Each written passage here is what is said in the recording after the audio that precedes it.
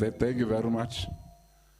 We appreciate that you are here so that we could continue as government to update you on measures that we continue to take and also to update as it relates to the lockdown with one purpose in mind: to save our people in our country, to ensure that this coronavirus indeed does not spread rapidly throughout our various villages, our towns, and our cities. That's basically why we're here, to wage this war and fight against coronavirus. Without any further ado, I will call upon Minister of COGTA, Minister Nkosazana Dlamini Zuma, to come and speak to us. Thank you very much.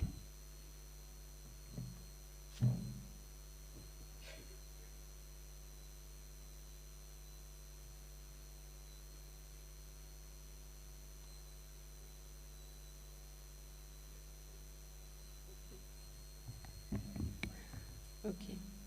Ngiyabonga sanibonani nonke eSouth Africa. Njengoba sasishilo ukuthi njengoba isimo siqhubeka siya ngokushuba, nathi sifunda njengoba phela lesifo siyaqala ukufika la eSouth Africa. Sifunda imithetho ama regulations azoloku eshintsha. Amanye mhlawumbe azoxekiswa, amanye aqiniswa. Namhlanje ke sizokhuluma ngamanye awo. As we have said, that as the situation evolves, the regulations will keep changing. As some may be relaxed, some may be strengthened and become more stringent. And as it were, we have learned a few lessons from the past week of the shutdown. One of the things that we have realized is that spaza shops were supposed to be open, but for some reason, some were asked to close. So we're just clarifying that all spaza shops should be opened, including, now we've included informal food traders. So those who are trading in food informally, they are also allowed, but they must just get a permit from their councillor or from their municipality, and they are free to trade. The other issue that has been a problem, and we would like to really apologize to South Africans who have been affected, has been the issue of traveling from one province to the other for funerals. Because even though funerals are not a prohibited gathering if there are 50 people, we had not said anything in the regulations about how people should move to the funerals. But because there was a prohibition of movement between provinces, this then affected people who wanted to move from one province to the other for funerals. And so we have had to amend the regulations and make it clear that relatives of a deceased are allowed to attend. But because of the shutdown and because of COVID, it's not everyone who just feels like going to a funeral from one province to the other is allowed. Those who are allowed to move between provinces and districts would be close relatives, like the spouse or partner of the deceased, the children of the deceased, whether they are biological, adopted, that is stepchildren, or also if they are guardian, a person who was their guardian. passes away. The children-in-law of the deceased, that's daughter and son-in-laws, parents of the deceased, whether they are biological, adopted, or stepchildren, or guardians. Siblings, whether they are biological, adopted, step, or sister of the deceased, grandparents of the deceased, or persons closely affiliated with the deceased, because sometimes people get very close and even closer than biological relatives. So in that case, people are allowed to travel across the boundaries of the provinces. But that does not increase the number of people who should be at the funeral. The number of the people who should be at the funeral is still 50. And there is still no night vigils allowed. Night vigils are prohibited. And as we explained before, it's not to punish, it's not to limit, but it's because of the nature of this disease and how it spread. We have seen that this disease spreads very quickly, extensively, especially in church services. We've seen it in Korea, now we've seen it in Mangaung.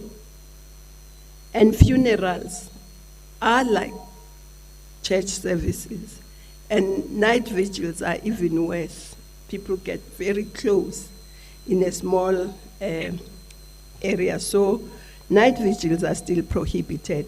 Funerals are allowed, only 50 who attend the funeral. Now, we've been receiving many questions, so some I will just try and answer here as well. Some have asked us whether the undertakers are included in the 50. The answer is no, because normally undertakers bring the body and the family or whoever takes the body into the service, and they don't normally become part of the service. So they are not included. I've also received lots of questions from the rural areas where people dig their own graves, in terms of communities dig their own the graves. Whether the people who are outside digging the grave during the funeral service are also part of the 50. No, they are not part of the 50 because they are outside. They are just digging the grave. So I thought I should answer those questions. And also, so that's really about funerals. But how do you cross the boundary without the police stopping you and saying, no, you can't cross? You have to have a permit. And the permit you can get from the magistrate, who is the head of the office,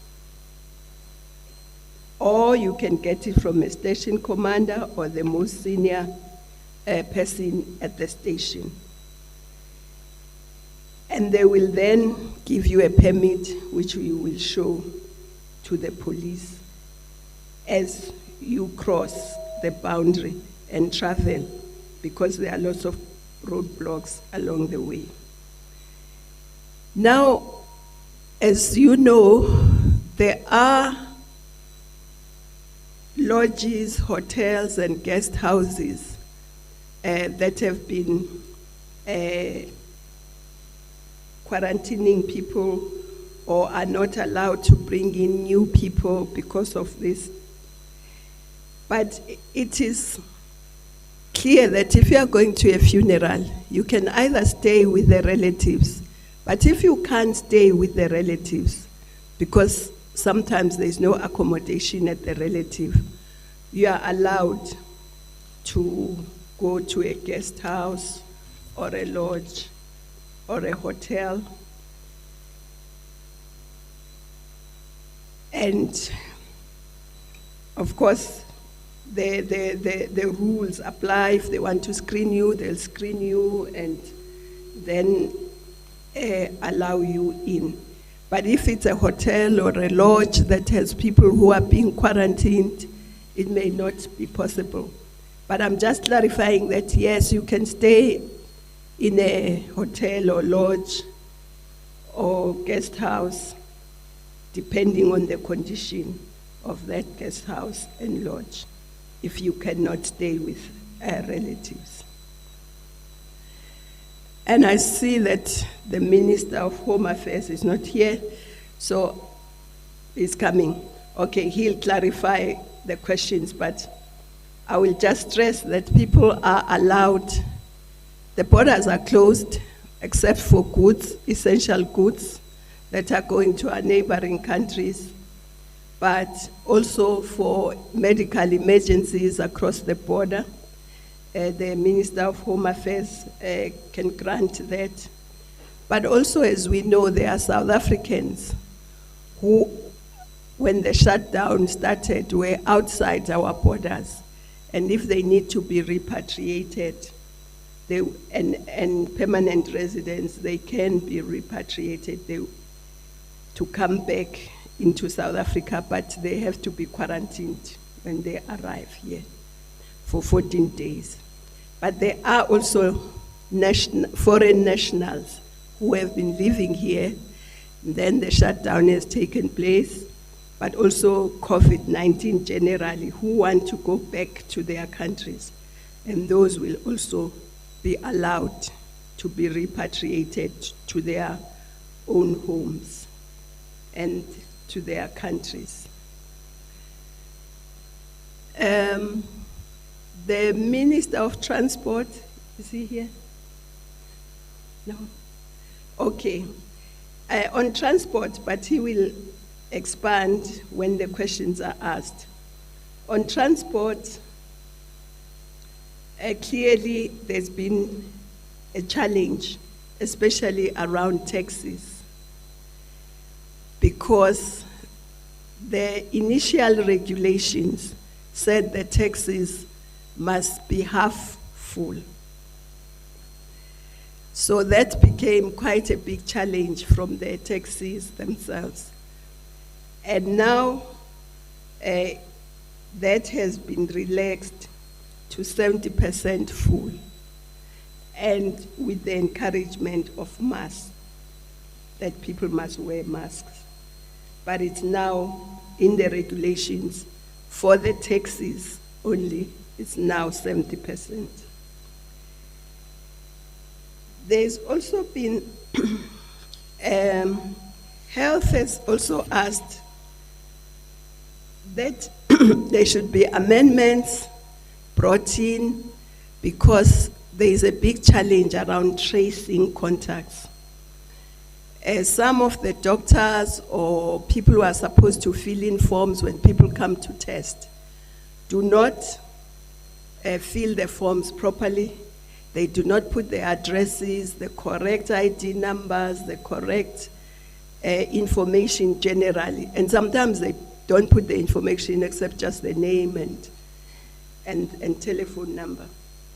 So they've then asked that these should be done as in the regulations, that there should be the first name, the surname, the ID or passport number, residential address, or other addresses depending on where the person is located, a cell phone number, and also they've requested that even when that is happening, sometimes people write wrong ID numbers and so on. So maybe there should be a copy or a photo of the ID where it shows the ID number in particular. And this is to make it easy for when somebody tests positive to be able to trace the contacts, because when somebody tests positive and they've been in contact with many people, some of them may either have contracted the COVID-19 or may be in danger of contracting it. So it's important that they are traced. In addition to that, and Minister Stella and Aveni will expand on this, but in addition to that, there is now a regulation that will allow the health department and tracers to say, Minister Dlamini Zuma, if, I'm making an example, if she has tested positive, or anyone who has tested positive, and they want to trace everywhere where you've been, because sometimes even if you are asked, you may not remember everyone who was around you or who has been around you, or you may not know them. You may have gone to a supermarket and you were in the queue with someone, or you were standing next to somebody looking for something. So you may not be hiding the contacts, but you may just not know. If you were in a taxi, you may not know who was in the taxi with you, in the bus with you, and so on. So one of the measures that is being taken is that to trace the cell phone numbers of people who were around you. Because if we're all here and we have our cell phones open and we connect to the same mast, then they can check who was around you. It's not to spy on anyone, it's just to make sure that you may not know who the people who are around you are. One of the gadgets that almost everyone carries with them is a cell phone. Even when people go to whatever, they tend to carry their cell phone. So it's easy to trace through the cell phones wherever this person has been, and trace through the cell phones that were around that person. So that's one of the things that has been introduced in the regulation. And of course, the other issues have been cargo, because if you remember, the initial regulations were saying essential cargo, but now at the ports, it's all cargo, because if there is essential cargo coming and there's non-essential cargo in front of it, the essential cargo may be delayed if the non-essential cargo is not attended to, so that the essential cargo can come through. So that's why now we've relaxed that to say cargo, so that the essential cargo is not held back by non-essential cargo that has not been processed. So those are some of the things that have been relaxed.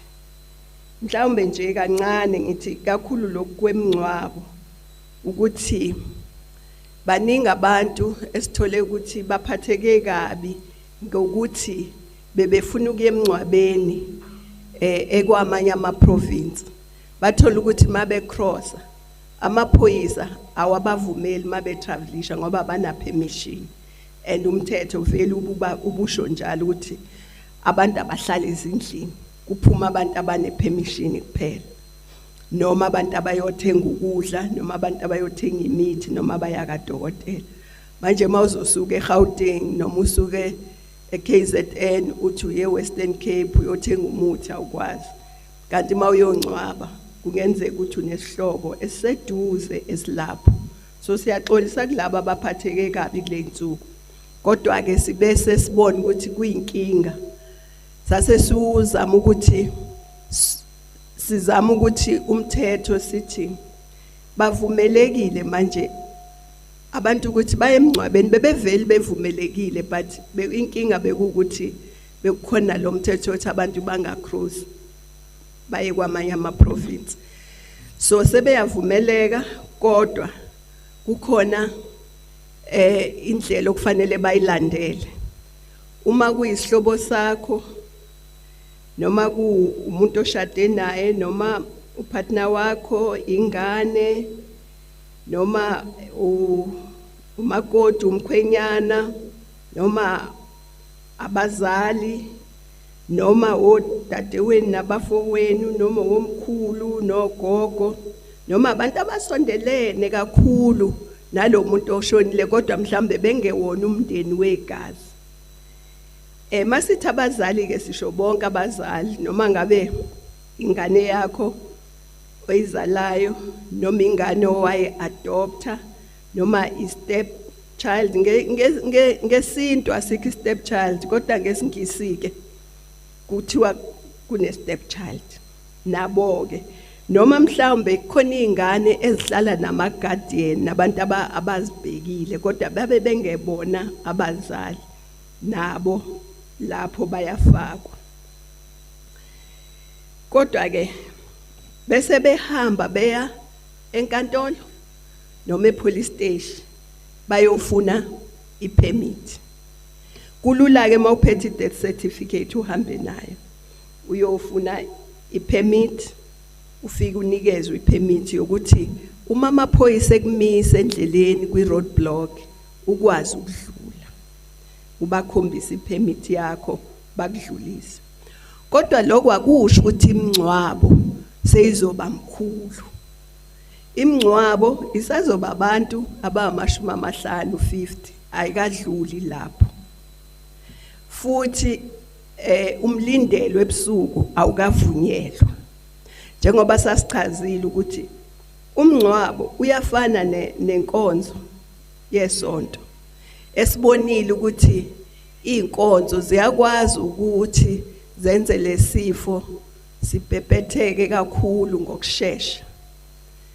So nomngcwabo uyafana nenkonzo.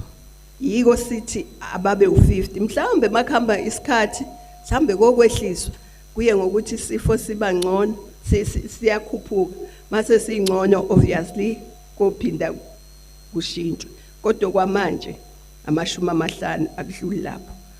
Umlindelo awuvumelekile. Abantu abathwala isidumbu, ama-undertaker abasemochwari ababaliwe kulo 50. Abantu abamba ithuna ababaliwe kulo 50. Sithi asikuchaze ngoba imibuzo eminingi ebiloku siyithola leyo mayelana nalo 50. Uma kusuka kwelinye indawo ufike ikhona indawo yokulala la uyakhona ungalala.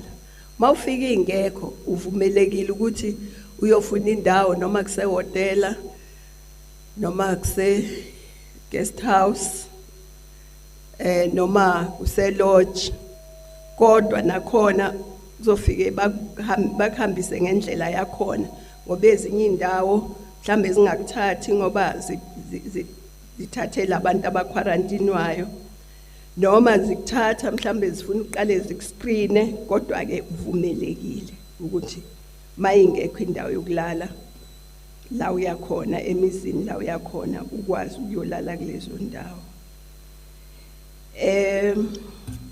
Ngathi ikakhulu lokho nokuthi ke abantu base South Africa bangaphandle abazithole sebevalelekile bazovunyelwa ukubuya kodwa baya quarantine uma befika.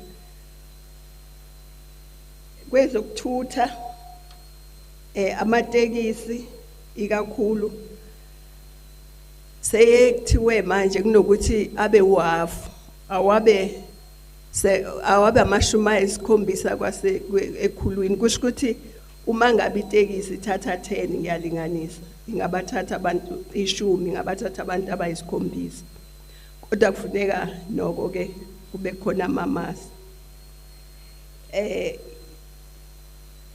Then bese ngichaza nje lo wokugcina, kodwa oza kwethu bona bazonaba kakhulu kuzo zonke lezi zinto.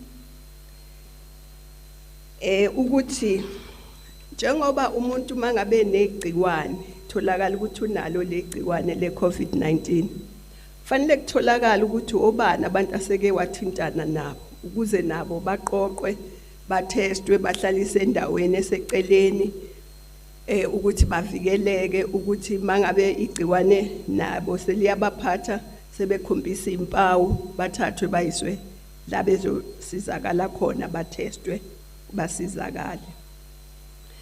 Manje kutholakala ukuthi laba okufanele bagcwalise imininingwane yabantu abazotesta abagcwalisi ngendlela bese kubanzima ukuthi uthole ukuthi lo muntu umthole kwayena lo muntu obezotesta ngoba mhlambe ikheli lakhe la ihlala khona likho ne ID yakhe ayikho into eziningi nje okufanele ngabe zikhona azikho. So sekufakwe la emthethweni ukuthi umuntu mayezotestwa kufanele na kanjani athathwe igama nesibongo, athathwe inamba yepasi noma yepassport mangabe unepassport, athathwe ikheli lalapha ehlala khona noma kusemzini wakhe noma kukubo noma mhlambe akayena wala uhlala ehotela kodwa lelo kheli liyafuneka. Bese ke nenamba yakhe yocingo itholakala. Bese ngoba ke abanye mhlambe kwesikhathi bathi mabekopisha bangakopishi kahle mhlambe isithombe se-passport la kunenamba khona nesithombe se-ID kwenziwe i-copy noma ithathwe isithombe. Konke lokhu kwenzela ukuthi kuvikelwe thina mphakathi kulesifo ukuthi lesifo singasakazeki sizama ukusiqoqa. Okugcina ke abazonaba futhi kakhulu ozakwethu okokuthi ukuze abantu batholakale ngoba abantu abatholakali. Enye imizamo yokuthola abantu abebeseduze komuntu osetholakala ukuthi unalo leli gciwane. Ngoba sonke iningi lethu sihamba nama cellphone. Sonke sihamba nabo labo makhala ekhukhwini. Kusho ukuthi uma ngimi la ngiphethe umakhala ekhukhwini inkampani uzochaza uminister lapha zizokwazi ukubona ukuthi abanye abantu ababemi la eduze kwami njengalabo minister laba noma makhala ekhukhwini babo kwakobani bazokwazi ukuzibona inamba zama cellphone ebeziseduze.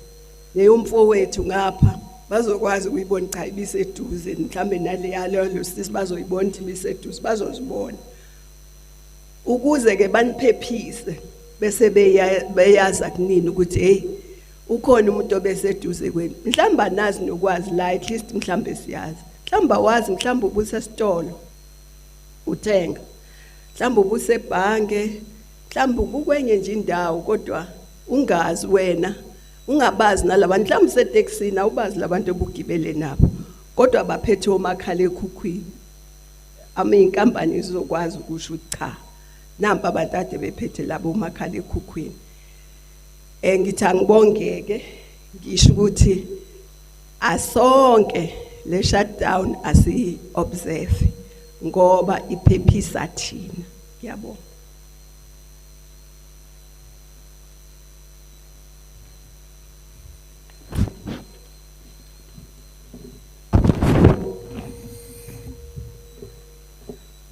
So uminister wamaphoyisa uthi mase ngikhuluma isiZulu angikhulumanga ngezipaza shop uqinisile ngikhohliwe. Izipaza shop zonke zivunyelwe ukuthi zivule zithengise. Asikho isipaza shop esingavunyelwe ukuvula. Bese kuthi laba abathengisayo ukudla noma kuhlaza abathengisa omama o abantu abancane esesibabone bethengisa otamatisi nani abayithengisa edliwayo nombila futhi mawosi umnandi kabi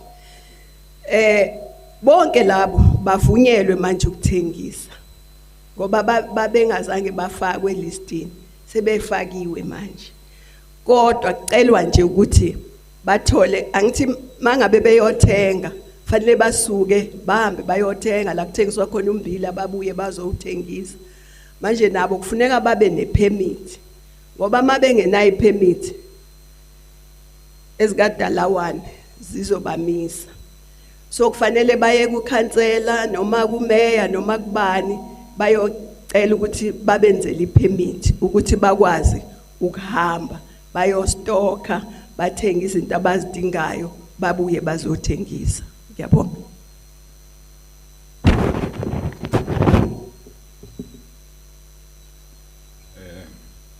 Sibonge kakhulu ngqongqoshe. Sesizawubiza ke ungqongqoshe ozothi futhi ukunaba kuloko okukhulumile ungqongqoshe uStella Ndabeni Abrams. Stella ungangena kahle. Oh, okay. Sibonge kakhulu kubalalele emakhaya. Thank you, Minister Mthembu. And colleagues, good afternoon. It's evening actually. We've been locked up. We've even lost trace of time.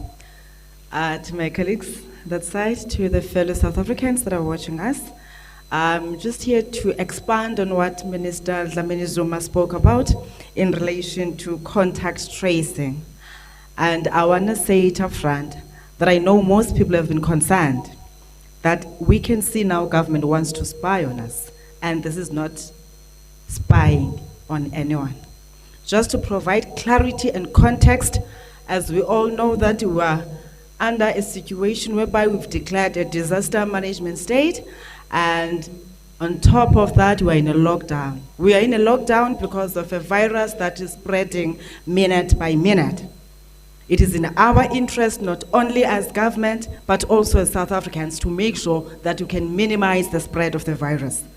And therefore, that means we all have a responsibility to look at any environment that can enable us to minimize the spread of the virus. And amongst those is that we refer to as contact tracing. And when we say we're going to use cell phone numbers, it doesn't mean we take anybody's number. Let me provide clarity there.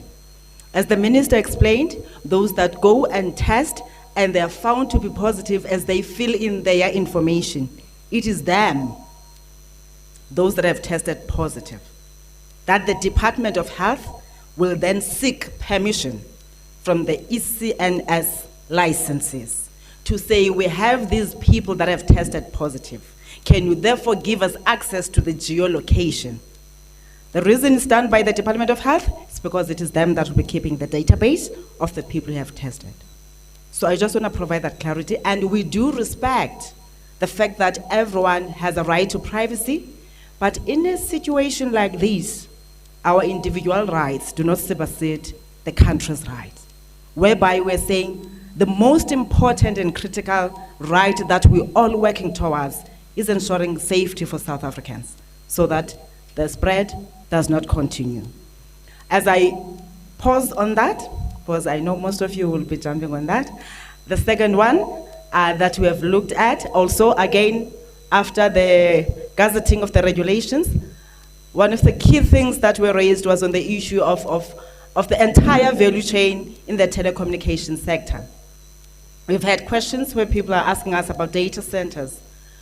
Those that are in the industry and those that take interest in reading the Electronic Communications Act, they will understand that where we mention the electronic communication facilities, data centers, batteries, warehousing, everything that's in the value chain is covered in that. But of course, we cannot, in a situation like this, say all retail shops must be open.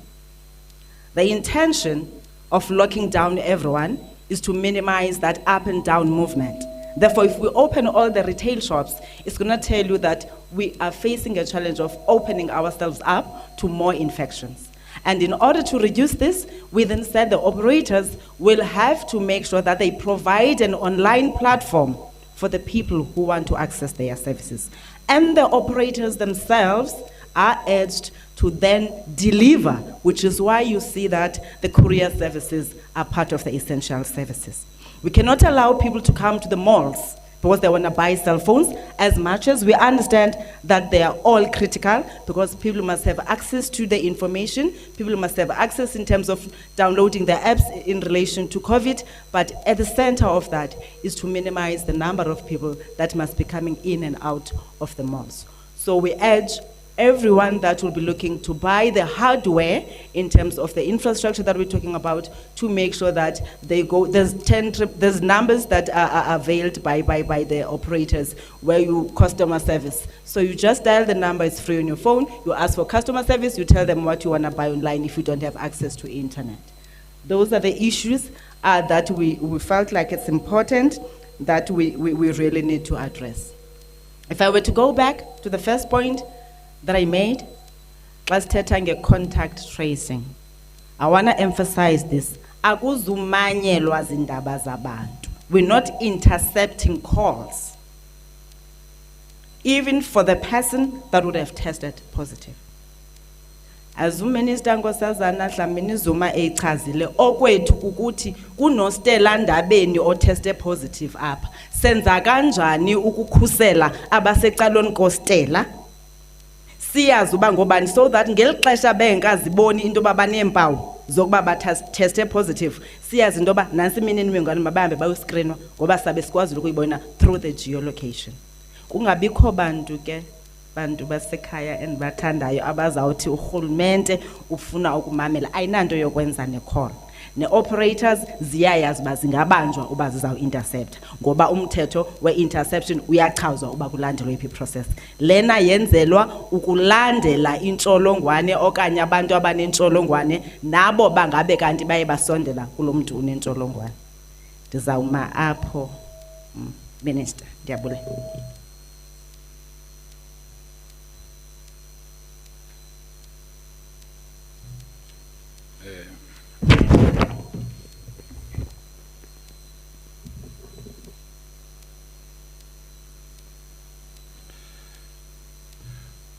Siyabonga kakhulu. Sibonga kakhulu ku Minister uStella Ndabeni Abrams. Siyachubeka ke manje sibiza uMinister wezezindlu namanzi ne-sanitation ukuthi azokhuluma nathi. Minister Lindi Sisulu. Siyabulela Minister.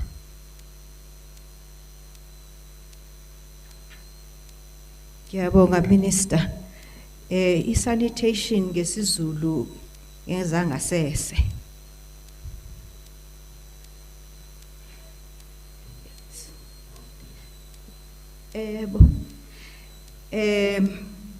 Mine is to indicate to you that we have taken a decision, we've codified it in law.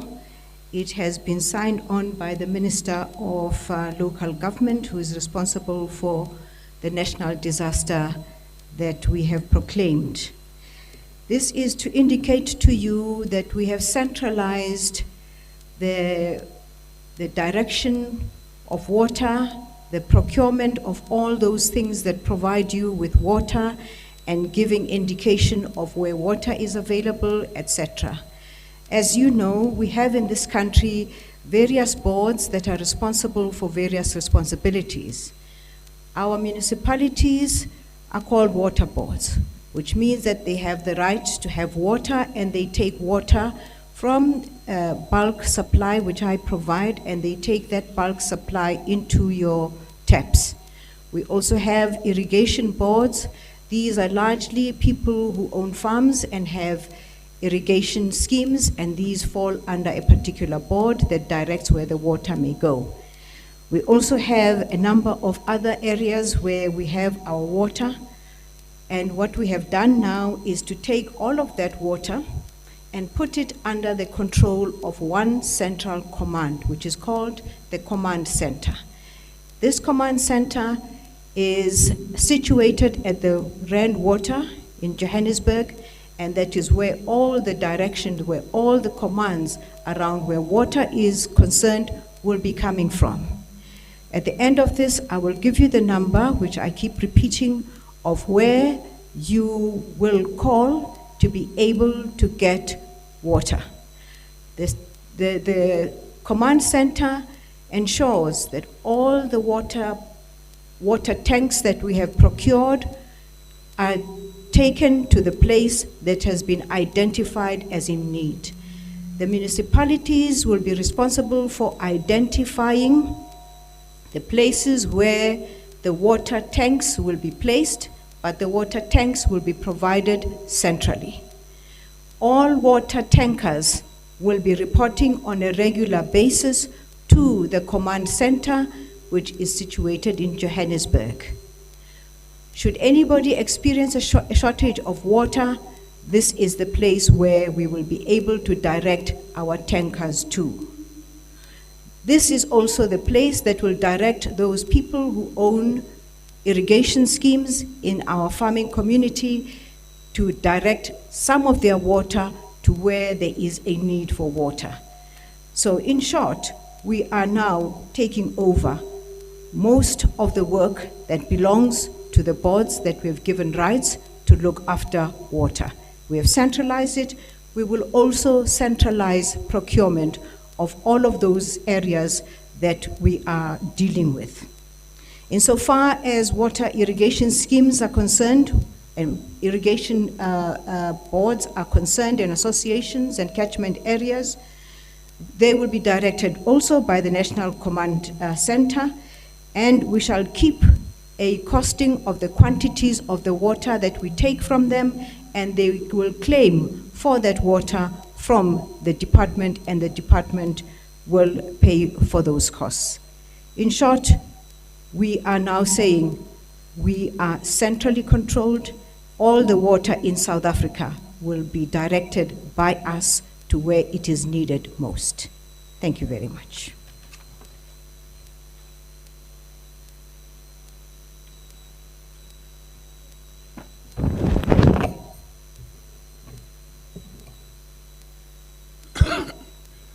Thank you very much, Minister Sisulu.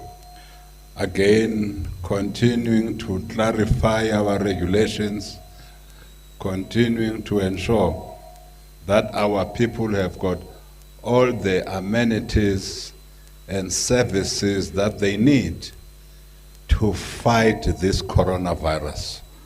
I now call upon Minister Patel to tell us how we are strengthening our regulations in the trade and industry space. Mr. Patel.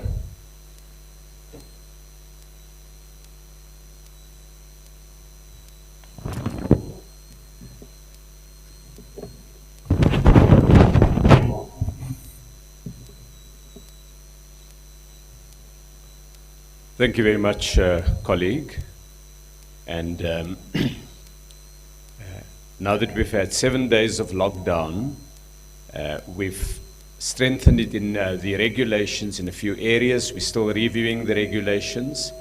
And the areas that we can cover today in the briefing relates first to the issue of cargo, which Minister Dlamini Zuma covered. The regulations have been amended to enable all cargo now to come into the country and to be offloaded from ships. It applies to essential goods and other goods, subject to sanitizing or disinfecting cargo where these are necessary. And it will allow our ports not to be clogged up so that the essential goods can in fact reach South Africans. We've also, with the Minister of Transport, clarified the procedure for air cargo. The planes bringing cargo to South Africa would be able to land, and the crew will be allowed to disembark.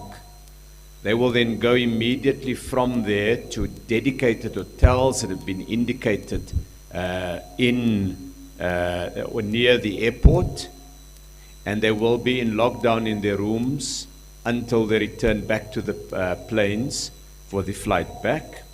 And the air freight companies have strongly welcomed this clarification, and it allows us now to ensure that freight cargo comes into South Africa. Third, in respect of call centers, the call centers that provide services for international clients, there are a number of them that operate in South Africa, and the regulations clarify that they may provide essential services in respect of healthcare, social services, government services, and financial services, but it's subject to social distancing rules that will be determined by the Ministries of Health and of Trade, Industry and Competition, and we're finalizing those right now. Given the taxing operating hours, supermarkets have been required to adjust their opening hours, and most of the large shops now are opening at 7 a.m.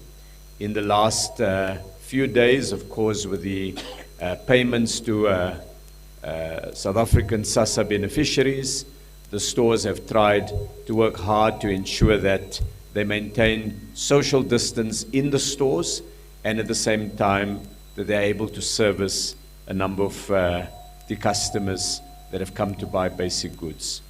So those constitute the immediate changes that have been made to the regulations, and we are now reviewing the areas around exemptions to ensure that the previous regulations are implemented appropriately. There are also actions being taken around the regulations dealing with increases in prices, and hundreds of complaints have now been lodged with the Competition Commission and the National Consumer Commission, and within a very short period of time we will see the first cases coming up at the tribunals, where the two commissions will be laying the evidence that they've gained and they've been able to collect from complaints that the public have raised. This will then be presented to the tribunals, and we anticipate that decisions will be made quite quickly against companies, firms or individuals that are profiteering in this period. So that covers the key changes to regulations and the implementation of regulations. Thank you.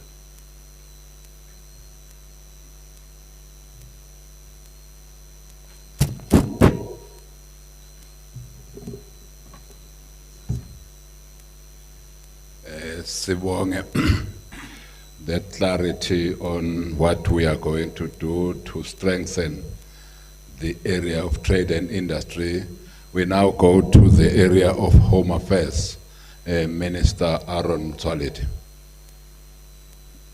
Again, we are doing all this in our fight as a nation against this deadly disease, coronavirus. Minister Solid.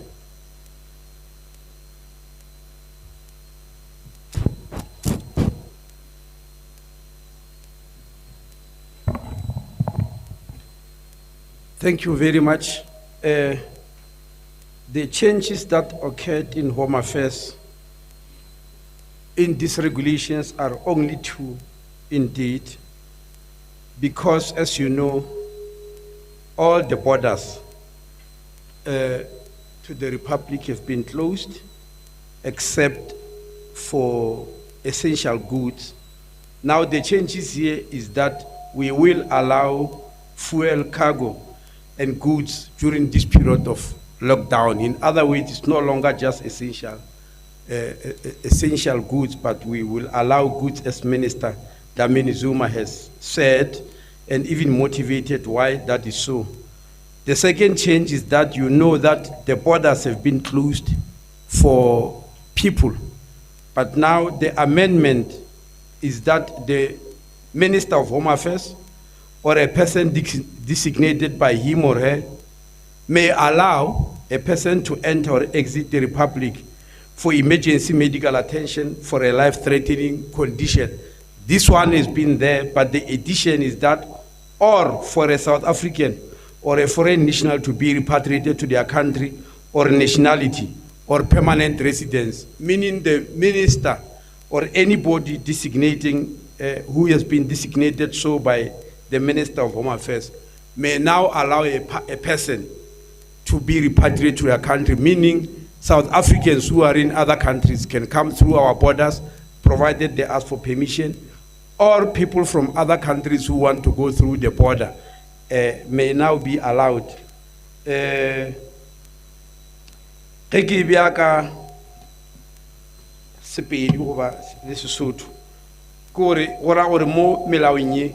Go bile diphetogo tše pedi, melwane e sa tswaletše fela re a go dumella dithuto gore di fete gore kgwebo e tšwele pele. sa bobedi ke gore mola melwane e tswaletšwe go a dumelega gore ge motho a nyaka go boela ga gabo goba mo Afrika Borwa a le nageng ye nngwe a nyaka go boa ka mono Afrika Borwa ge a ka kgopela tumello go letona la Home Affairs goba go motho yo a kgopetšweng ke letona leo a mo fileng maatla gore a ka fa tumello a mohuto gona o ka kgopela ba tla go dumella go tshela mo melwaneng go ra gore ga go ye go tshela mang le mang o swantse gore o kgopele pele gomme o fuwe tumello ya gore o nyaka go boela ga geno goba o nyaka go boa ka mono gae Afrika Borwa ene le gopoleng gore ba boang ka mono gae Afrika Borwa ge ba fihla ka ntle ga go testiwa ba tlo kgopelwa gore ba ye mafelong ao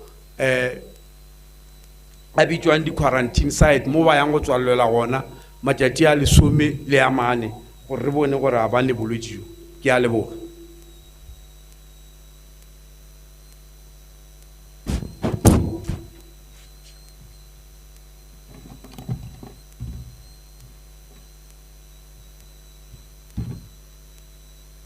Le rona re a leboga Morena.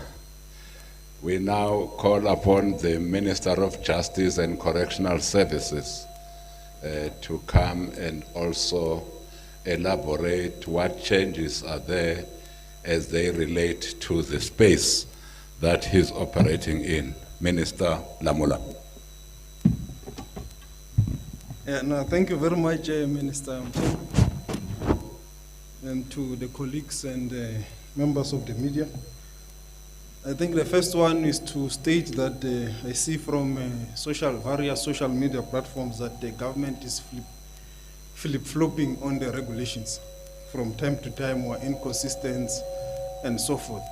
I think we must state from the outset that the regulations will be amended, will be reviewed from time to time to deal with issues that arise as and when we move on during this period, because some of the things that might happen we may not have been aware of, and we'll have to strengthen or sometimes relax the regulations. And that is what is happening as we speak, and hence today there has been further clarifications and amendments to the regulations. One of the unintended consequences was the one of informal traders and spaza shops, which you will have seen that in some of the malls and the shopping centers, people have flocked there even to buy bread or to buy tomato, which could have been offered close to where they stay.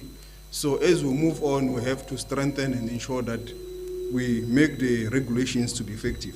I'll only speak on one aspect which relates to you will have heard all the ministers from Minister Dlamini Zuma to Minister Ndabeni Abrams.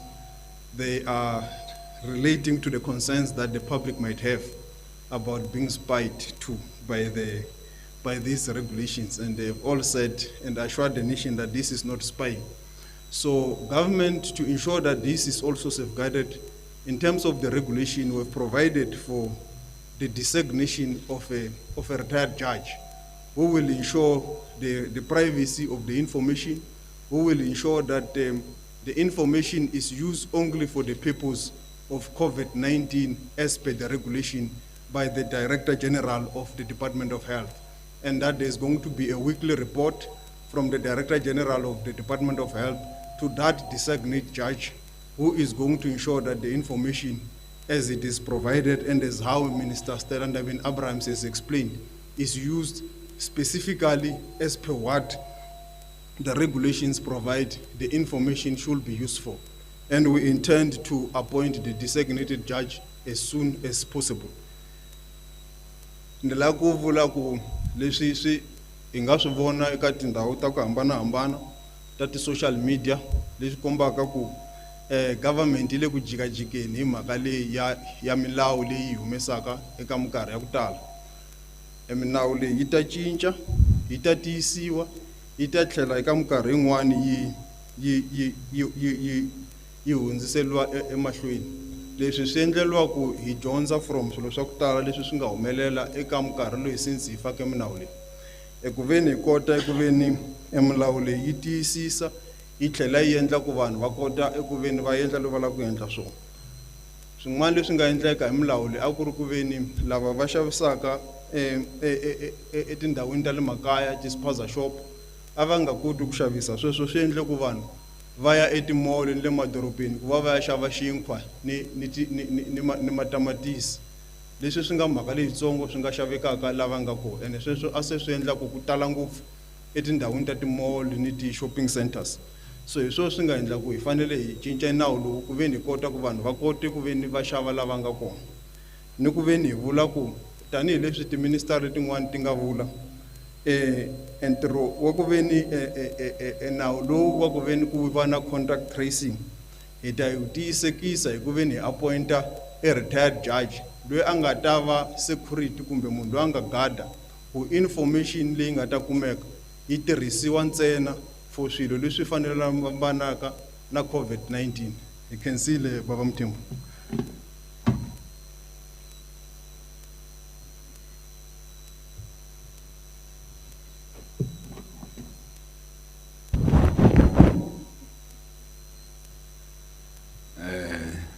Nathi siyabonga lamola. You can see le. We now call upon again in the same vein of all of us waging a war against this deadly virus called coronavirus. That's why we are improving these regulations, but we are also a listening government, by the way, where our people say, can you tweak this regulation so that it is able to still achieve the same objective but not be a menace to our people? We are a listening government. We listen to our people. Having said that, I call upon the Minister of Police, Peggy Taylor.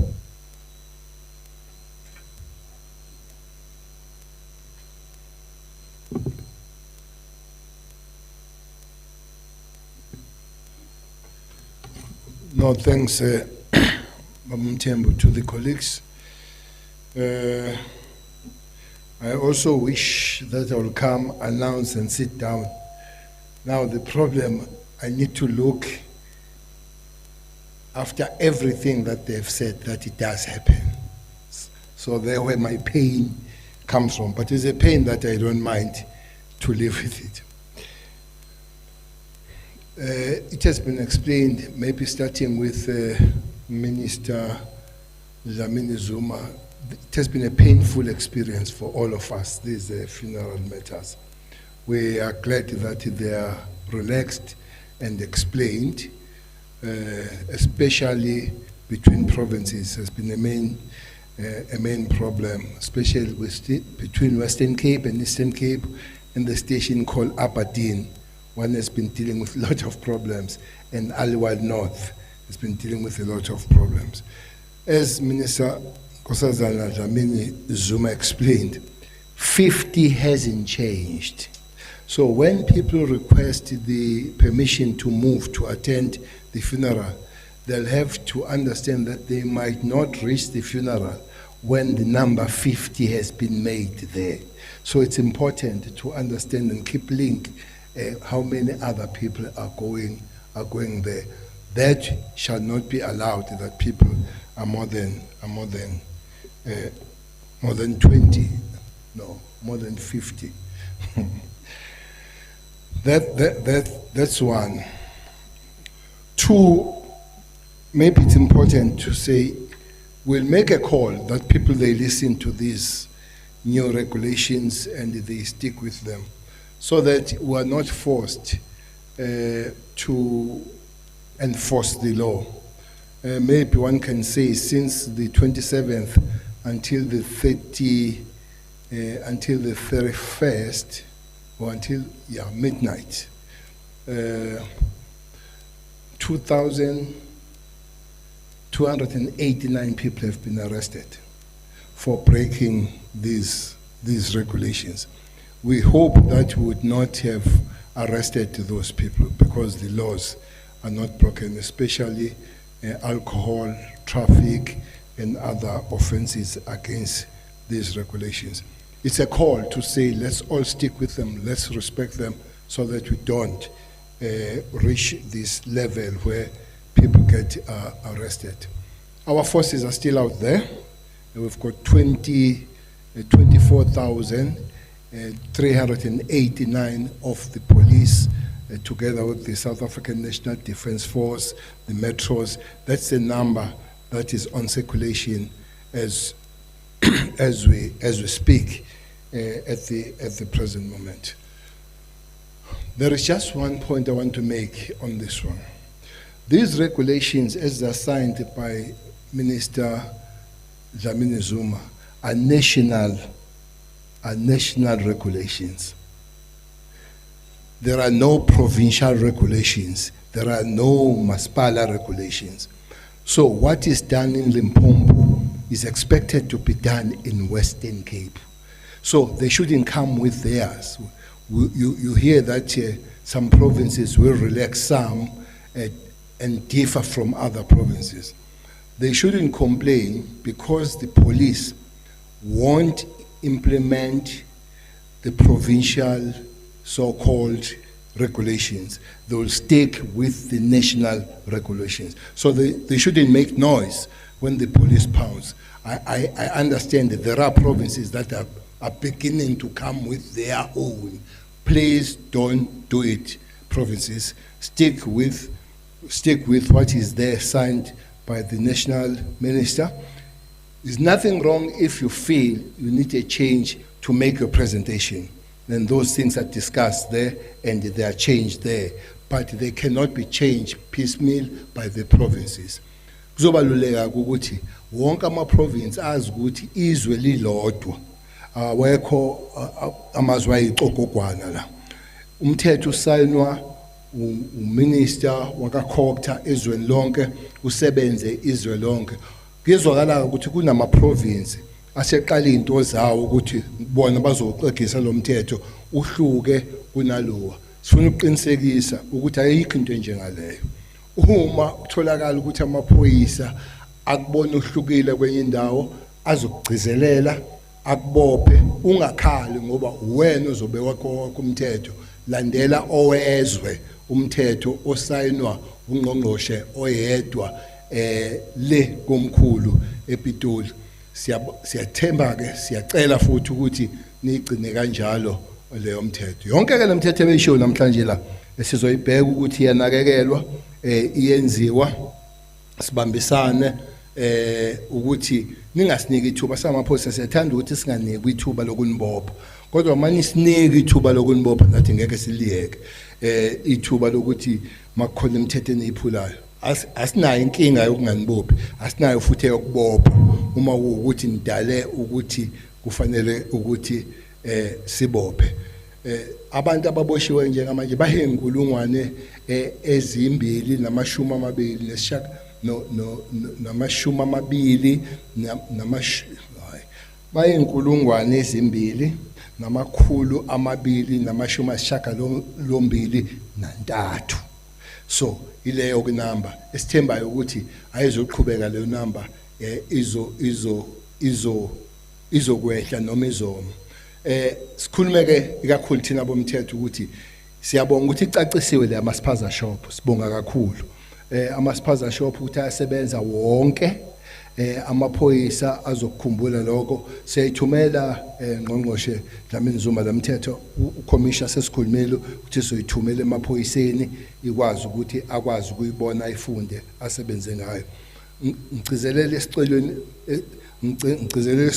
osicelile ukuthi uma beyocela ukuhamba belandela imncwabo baphathe into zakhona njengencwadi certificate ukukhombisa ukuthi ubani ushonile nale ncwadi efungelwe ekuthiwa i-affidavit mhlambe bakunenkinga. Uma becela estation bacela esikhulwini esikhona, bacela kuma station noma ubani obambela uma station ngaleso sikhathi, bangafici nje noma yiliphi iphoyisa elincane balifice bese becela kulona. Ayizuvumeleka leyo. Kufana noma beyinkantolo bacele emanjini noma bacele noma ubani othunyelwe imanje ukuthi bakwenze kwenzela ukuthi zikwazi lezo incwadi. Okunye singacela ukuthi mhlambe bagcizelele ukuthi bacabanga ukuthi bazobuya nini, kwenzela ukuthi amaphoyisa abadedele ngalelo langa ebuya kube izinto zonke lezo abayicelayo. Okwamanje siyabonga kakhulu ukuthi sisabamsene kodwa ekubamseneni kwethu kuzofanele ukuthi umthetho siugcine. Siyamemeza siyacela ukuthi sibamsane siugcine umthetho ngoba nathi sisebenza ukuvikela. Uma kodwa ugcinekile asizuba nayo inkinga. Siyabonga kakhulu.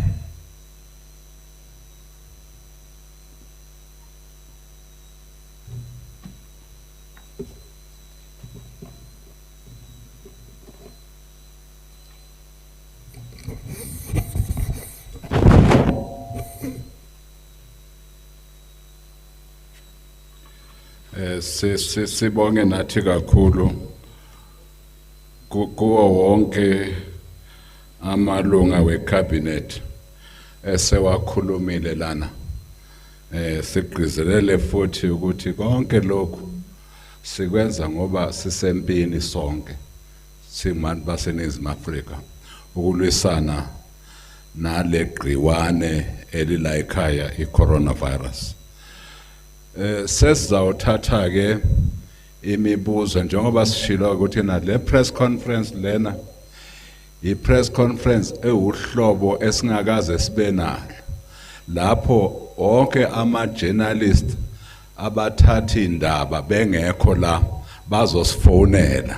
So sesizawubacela ke manje ukuthi yena owokuqala ke ofuna ukubuza umbuzo akaqale ke manje. Asive ukhona oqala ofuna ukubuza umbuzo?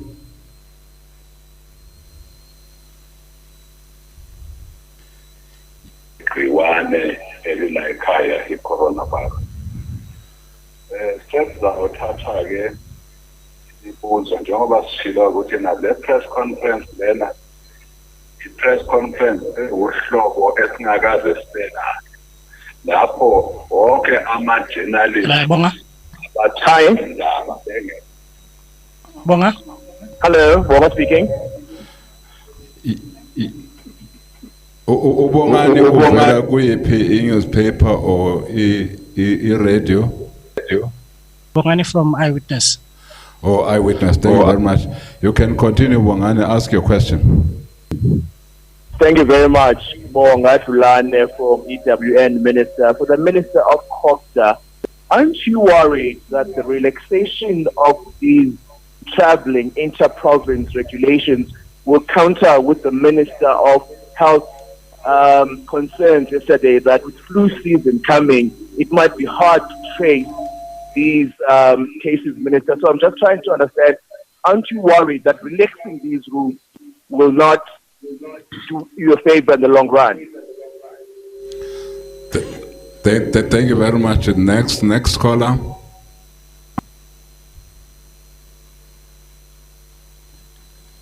Call center. Ubani also owes the next caller.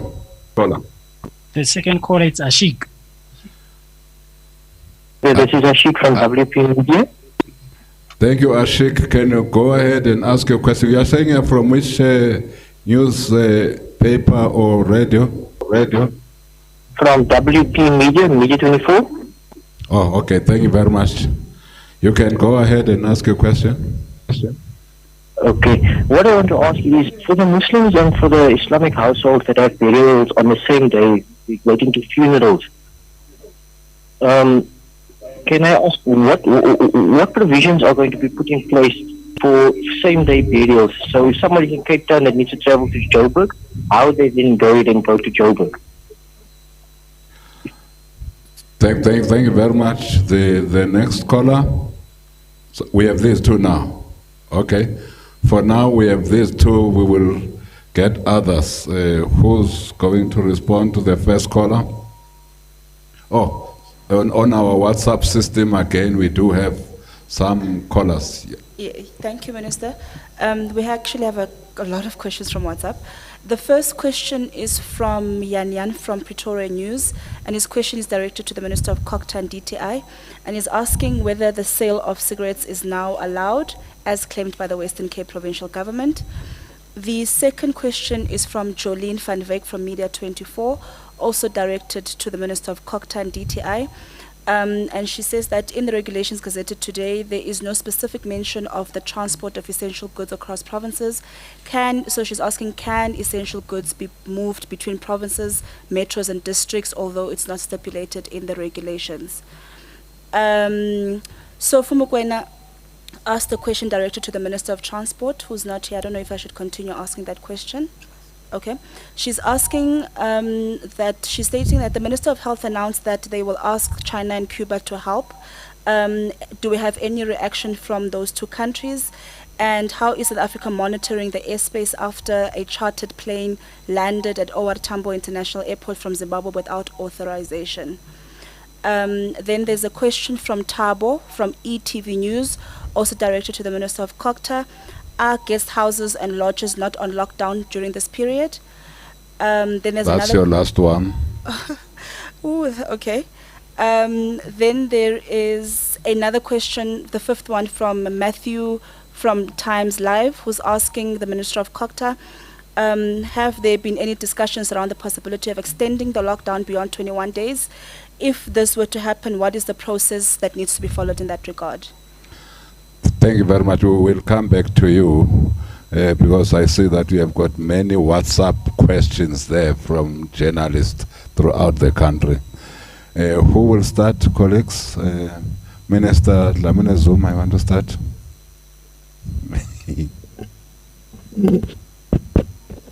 Okay, thank you. The question about whether I'm not worried about relaxing the rules for people who are going to the funerals and whether we won't clash with Minister of Health. Normally, these regulations are looked at collectively. They are not personal regulations. I signed them because they are under a law that is administered by the Minister of Cocta, the Disaster Management Act. But they are not mine per se. So we are worried. But you remember that the lockdown came and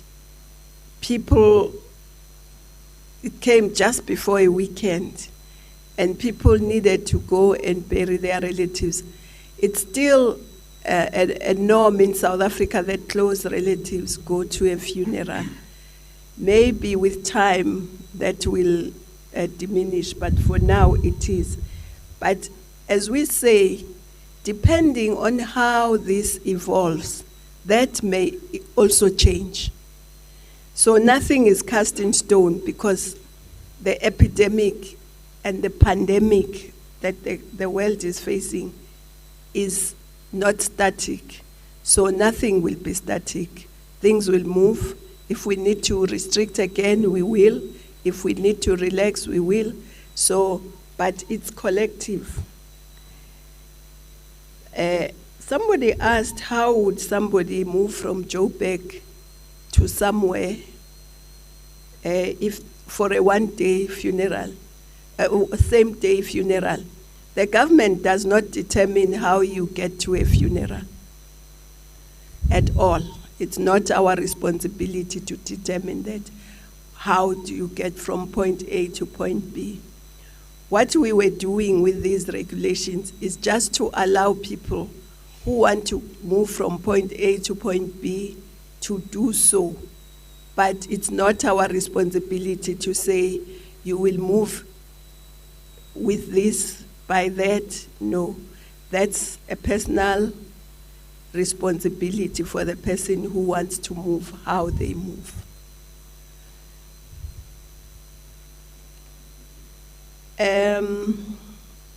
Transporting goods. Goods have been always allowed, especially essential goods, to travel across provinces.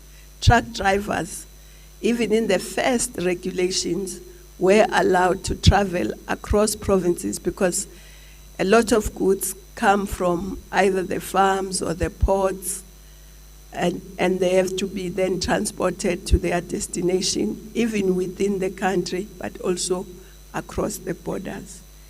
So those goods were truck drivers have always been allowed, but it's us who are not allowed because we are supposed to be locked down, sitting at home, except those who are performing essential services.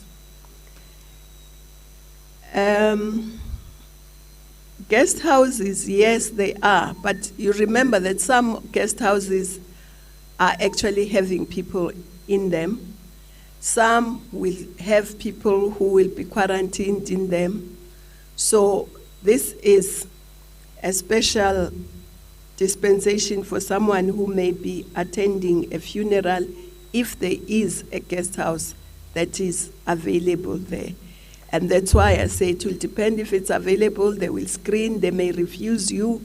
So it's up to the guest house according to its own situation. But yes, because people are supposed to be locked down, not moving from place to place, there is no need for guest houses to be open. But some are there, they are quarantining other people.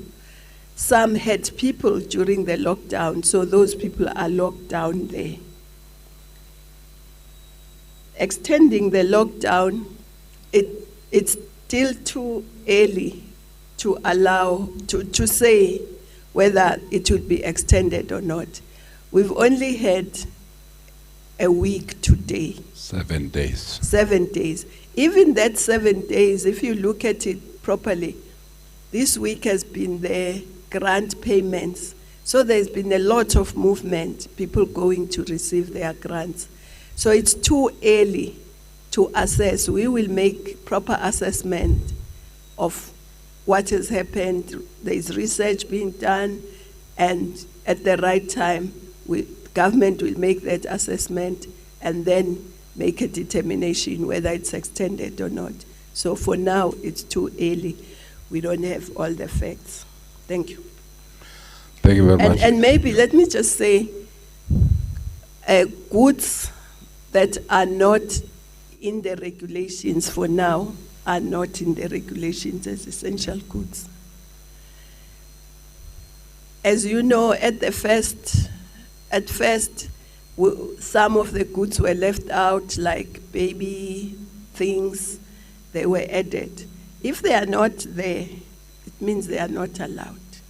Until they are in the regulations, they are not allowed.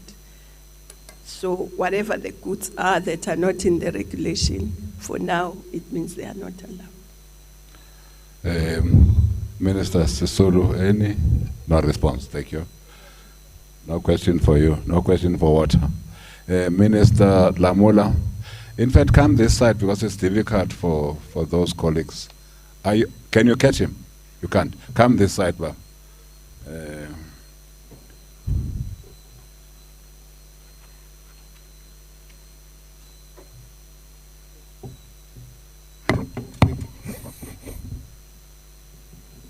Yeah, no, it's a very short answer, so I thought I could do it from there.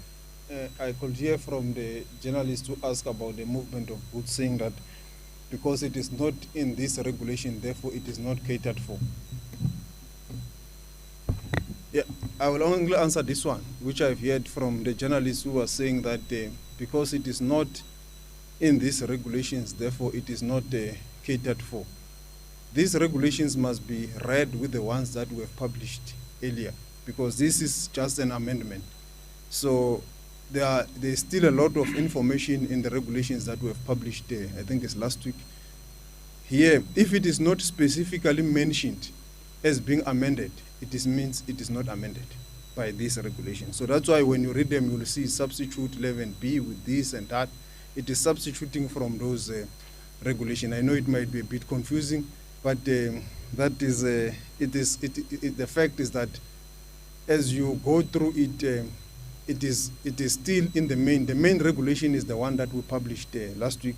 This is just to clarify, to amend, and to strengthen, as I've said earlier on.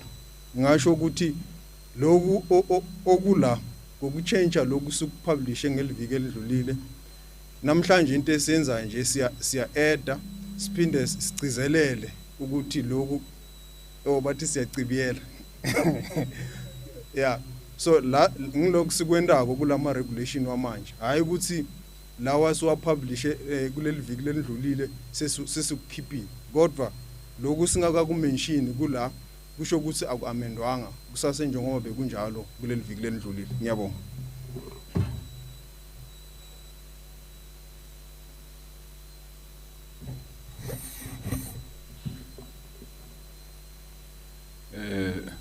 Ministers, anyone who wants to respond to anything? Nothing. Okay, thank you very much. It's you. Oh, Bob, go ahead.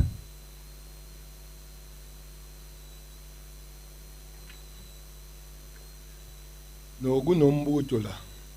Ubutiwe. Maqondana nama cigarette ukuthi ayidayise Western Cape.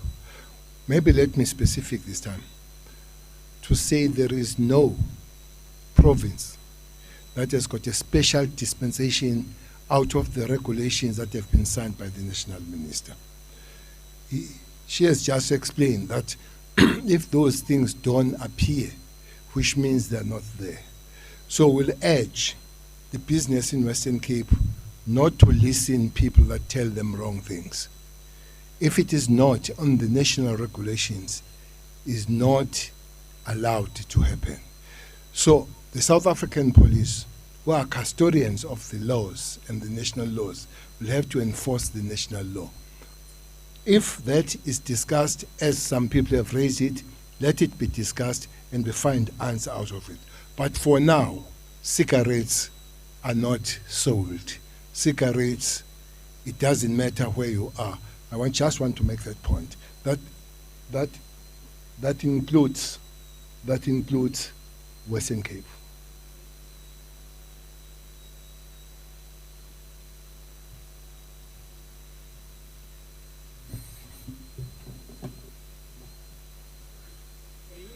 Thank you very much, Minister. Again, let's take those who are calling in for questions. Again, no preamble, just get to the question. Do we have a caller? The first call is Heidi from ENCA. Hello, sir. The platform is yours. You can pose your question. Hello? Hi, this is Heidi Jacobs from ENCA. Oh, sorry. I thought it was a gentleman. You had to say lady. My apologies. Continue. Okay, thank you. I just want to pose a question to the Minister of Home Affairs. You're saying that you are going to allow people to move out of South African borders and people who want to come back into South Africa. But could you indicate how this process is going to work? Will there be somebody from the South African government to quarantine these people that are coming back in? And how is this whole process going to work? And also, is this not risking the spread of the virus, given the fact that you're opening up the borders for people to come in and move out again?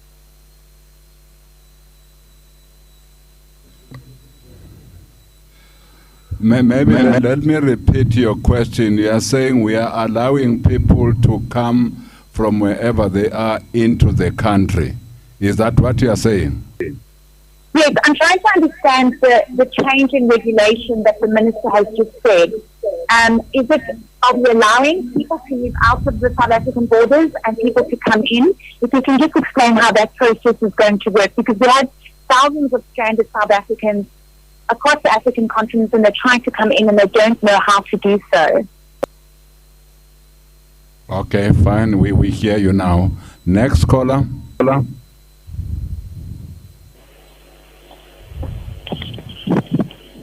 Second call is Larissa from Bok Radio. Okay, Marissa, you have the platform. My question is for Nkosazana Dlamini Zuma, and it's relating to visiting funerals in different cities and province provinces. As you know, the police have given access for people to do that, but how would we know that those funerals are actually taking place, especially with the death certificates taking so long at the moment? That's the first question, and the second part is how would you handle... Just a minute, Marissa. Can you move your mouth away from the mic? We can't hear you. We have not heard a single word you have said. if you can social distance yourself from the mic, that will be helpful to all of us so that we are able to hear you. Start again with the first question. Okay, social distancing. My question is related to visiting funerals in other cities and provinces. Can you hear me now? We can hear you, but still you can do a little bit of social distancing again, but we can hear you. Okay. So when visiting different provinces and cities for funerals, how will the government know that those funerals are actually taking place, especially with the death certificates being delayed at the moment and taking longer than usual?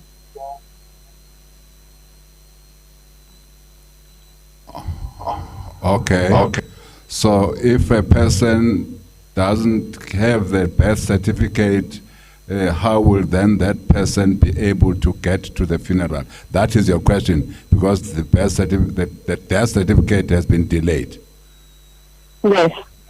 But how do you have a funeral when there is no death certificate?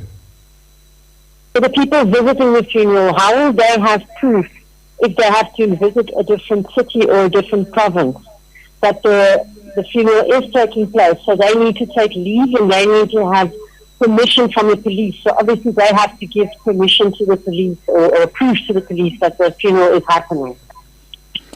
Okay, thank you. We will try to answer your question, but I ask you another question, but I'll leave it to my colleagues.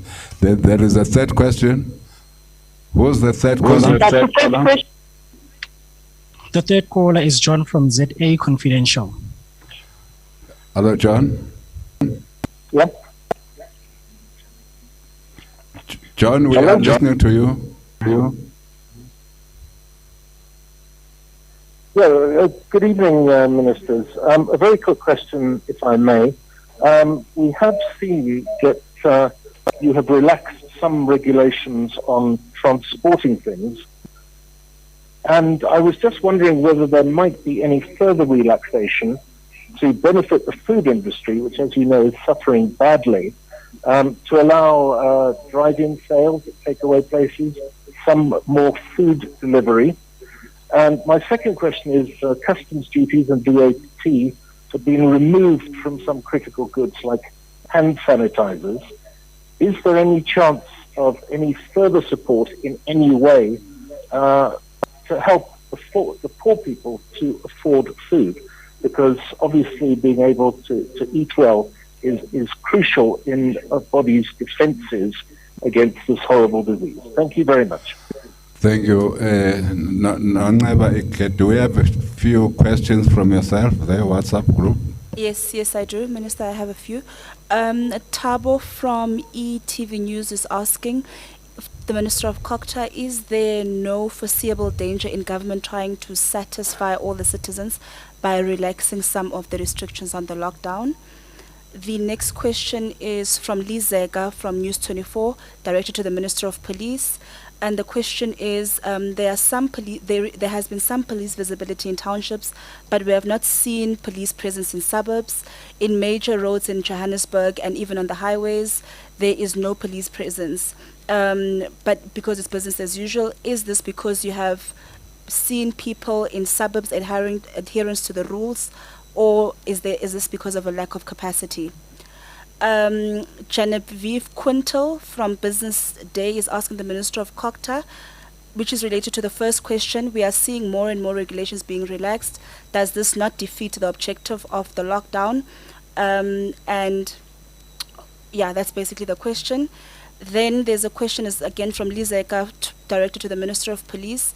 She's asking to the Minister, you have always been known for your tough talk, which motivates police into action. Do you not feel that this heavy-handed speak is the reason why we have seen assaults in communities? Is there any message you would like to send to the police who are heavy-handed in their approach during this lockdown? My last question, or my second last question, is from, I can't pronounce the name, from Brazil, directed to the Minister of Police. He's asking how many people were arrested during the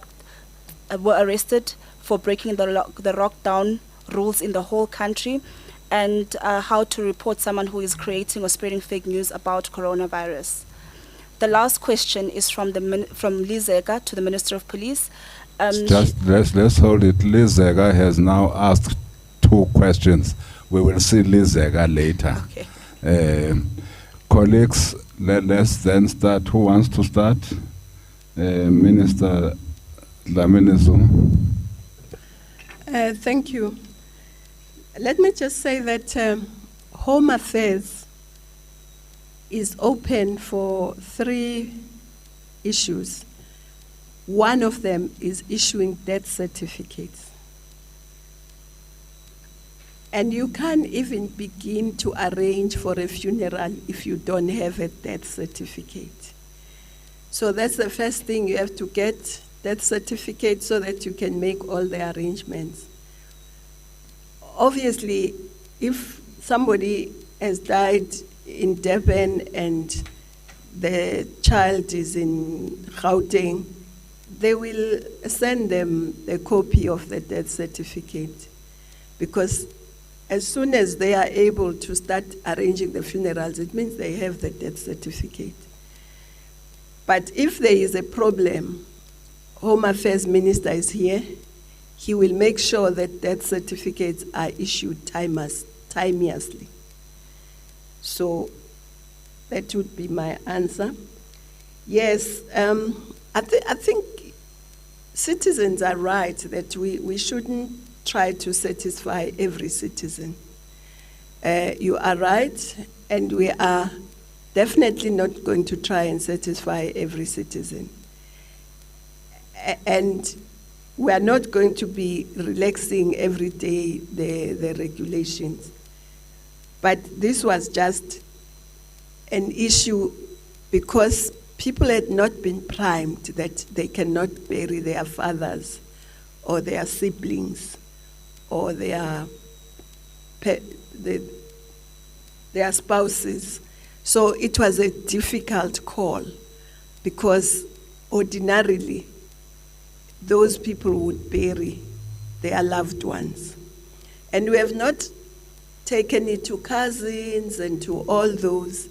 We just kept it at father, mother, sibling, spouse, and so that we keep it very close. There may come a time where it will not be possible. But for now, that was, we were getting calls of people crying on the road, saying, my father passed away, I'm on my way there, I'm being stopped. So it was really, because as we implement all this, we must also be humane.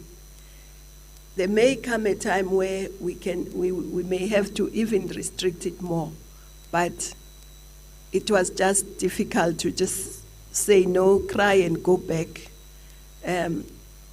But generally, we are not trying to satisfy every citizen because indeed, you are right, it will undermine the very purpose of the shutdown, but beyond the shutdown also, because as long as COVID-19 is raging in our country, we'll have to take certain measures and we'll have to make certain restrictions.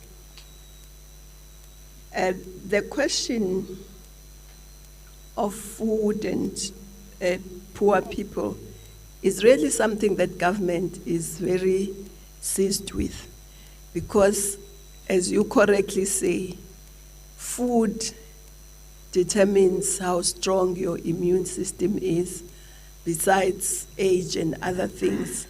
So it's very important that everyone has food.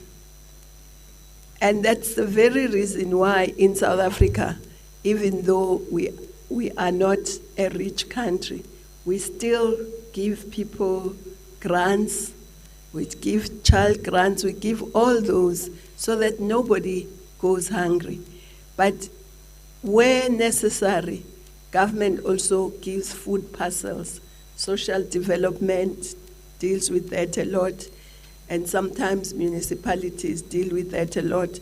So yes, but would also appeal to people who have the means to donate, business people who have the means to donate, even retail shops, big shops, maybe they could donate food so that it can be distributed to those who are poor so that they can eat well and strengthen their bodies and their immune system. I think that's what I needed to respond to. And then I don't know whether I should respond to questions that are coming now on my cell phone. Okay, let's leave those for now. Okay. Let's deal with those that we have had. Okay. Minister Ndosi. No, thanks. Is it incapacity or they are just running on the townships or they're on the highways or they're not on highways? The first day, the main complaint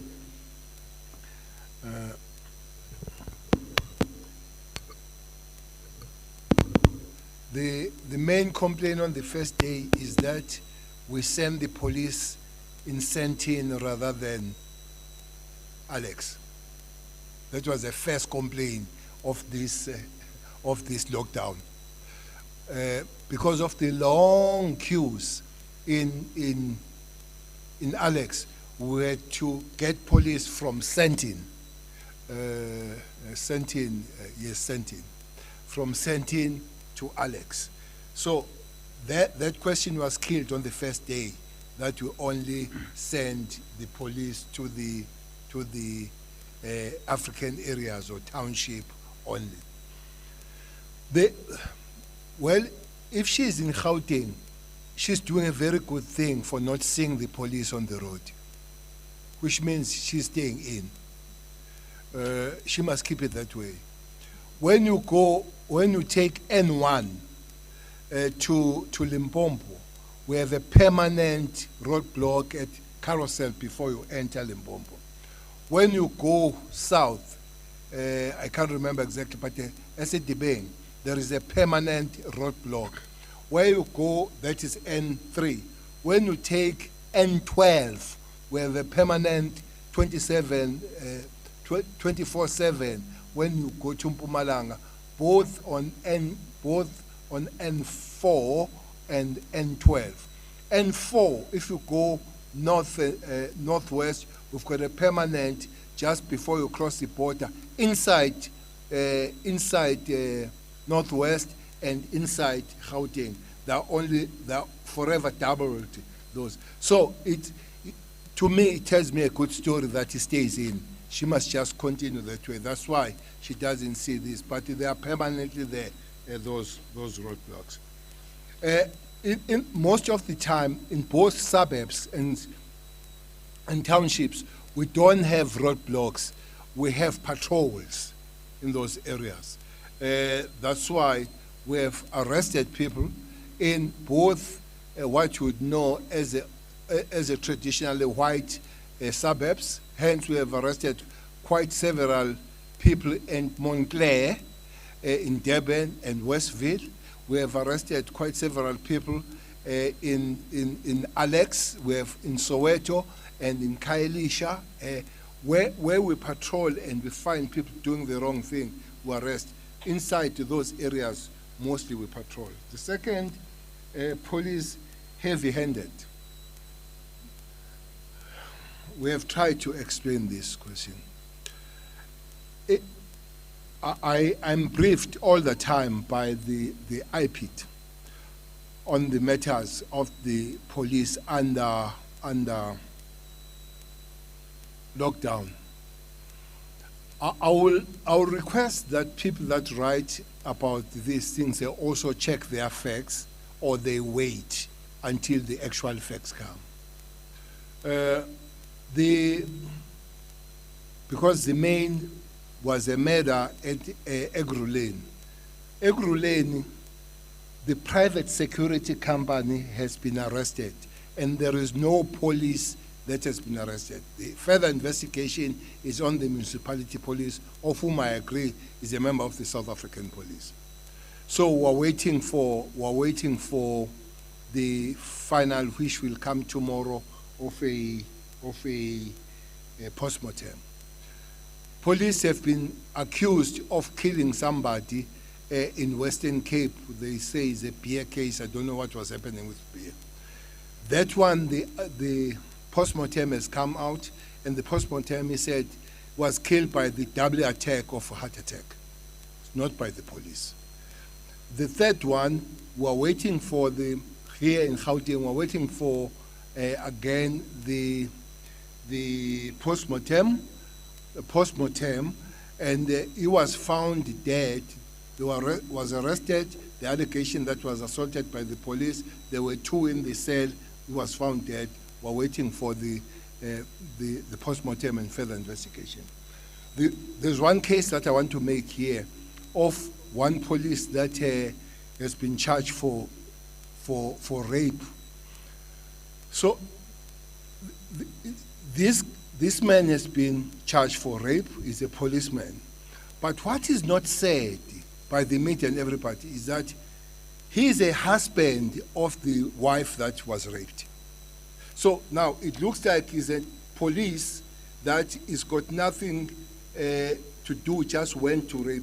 He's a husband, he's arrested, we are glad, but it should have been said also that not just a police, but he's also a husband, because I have not heard before husband explain that he's a pilot husband, he's a doctor husband, he's a taxi driver husband. It's usually we arrest a husband for rape. It has been said, I want to make that point. That is not just a police that went to the cell or went to the house and raped somebody. It's a husband that raped the wife, and the wife opened the case, and we have arrested that wife. So initially, we had a lot of problem of reports. First 3 days of lockdown, we received 26 complaints of the police, but since then we have received 12 of the police of health, which means they are stabilizing, we're going down, and we are responding to those police.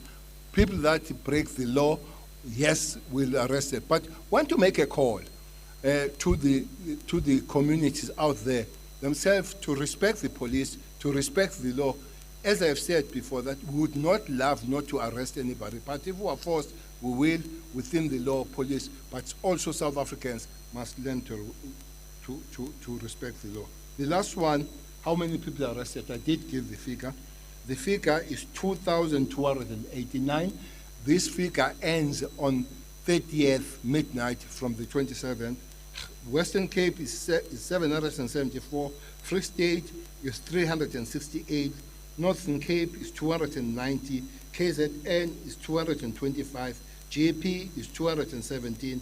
Eastern Cape is 184. Northwest, that when this was given, there were 81, but Northwest updated one is 225. Mpumalanga is 81, and the Mpompo is 67. Those are the figures of the arrest under the lockdown. Thank you very much.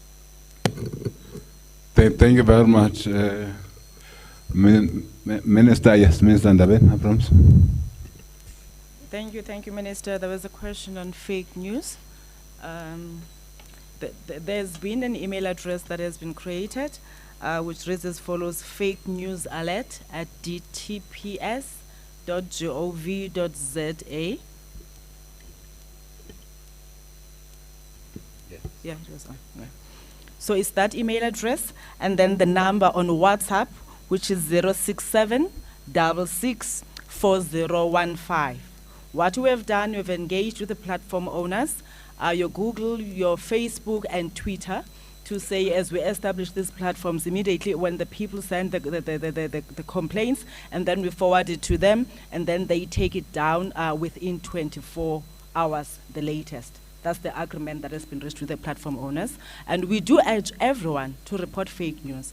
And all those that are spreading fake news, they must know they're not doing good and justice to the people of our country, because they're causing panic. Therefore, we request everybody to cease from doing such. We need South Africa to be a normal country, but if we behave abnormally, we're not going to be able to do that, and we don't want those coming in. Thank you so much. Minister Mtswaledi.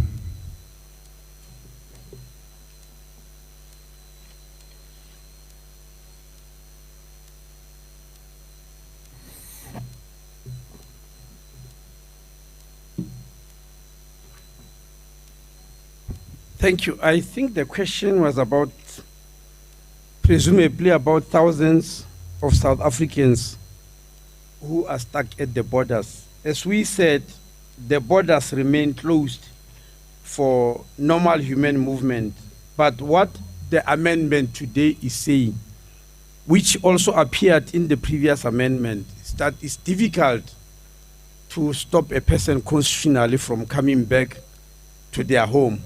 We can't say South Africans mustn't come back to their home, but we are putting the regulations to control the conditions under which they'll come through the borders to come to their home. That's why it says the cabinet member responsible for home affairs or a person designated by him or her may allow the person, which means there must be an arrangement here to allow the person to enter or exit, so that we look at its case according to its own merit, and also to make arrangement that such people must be subject themselves to quarantine. That's why we like to make this arrangement. So it's not just an opening of the borders that people can just come moving in and out. It has to be a special arrangement. Thank you.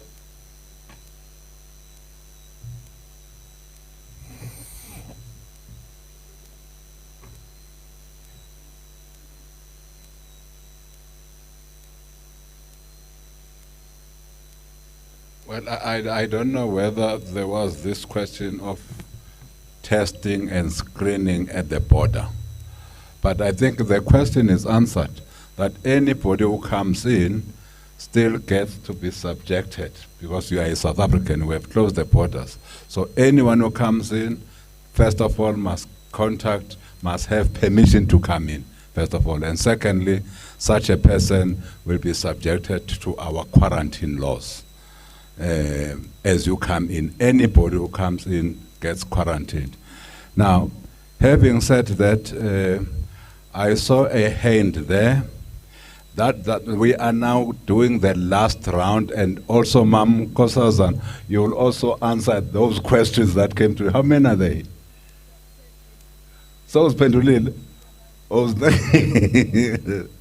Okay.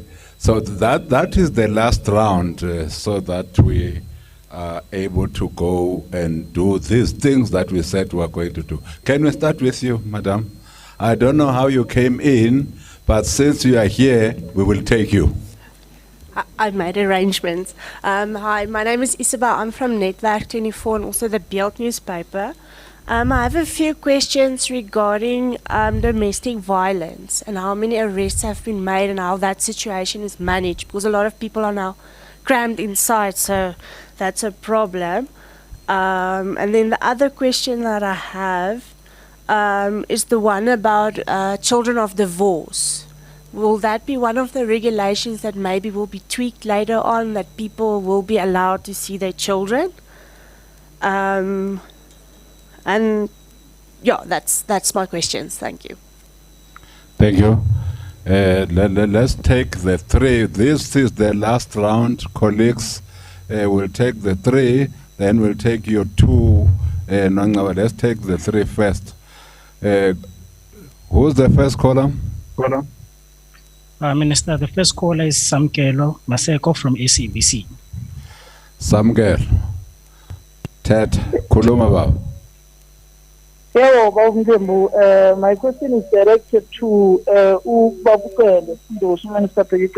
Minister, I went to a casual center today, SPA, and what I found there is that they were allowing over 222 people inside the shop at the same time with a queue also outside. I'm just wondering if that's okay, if a big outlet like SPA is allowing over 100 people together, excluding their employees inside the shop. And also, when they are serving, abantu and working. The tellers there are not wearing any gloves. They don't have any marks on their face. Is this part of the norm that is currently happening in the shops, where people are allowed to have more than 100 people, excluding their workers inside the shop? What are the conditions that are being put in place in order to prohibit shop owners from basically going against the various regulations that have been gazetted by government when it comes to people buying groceries? Because what I found there was very horrendous, and that people's health were not being considered at all, not alone to speak about the health of the workers that are working for SPAR. Sizwile samkelo i-question yakho. Yona sesizwile. Siyabonga baba. Thank you. Manje ngiyabona bosawuqhubeka. And next. Minister, the second caller is Nazir Nur Mohammed from Glow TV. Nazir?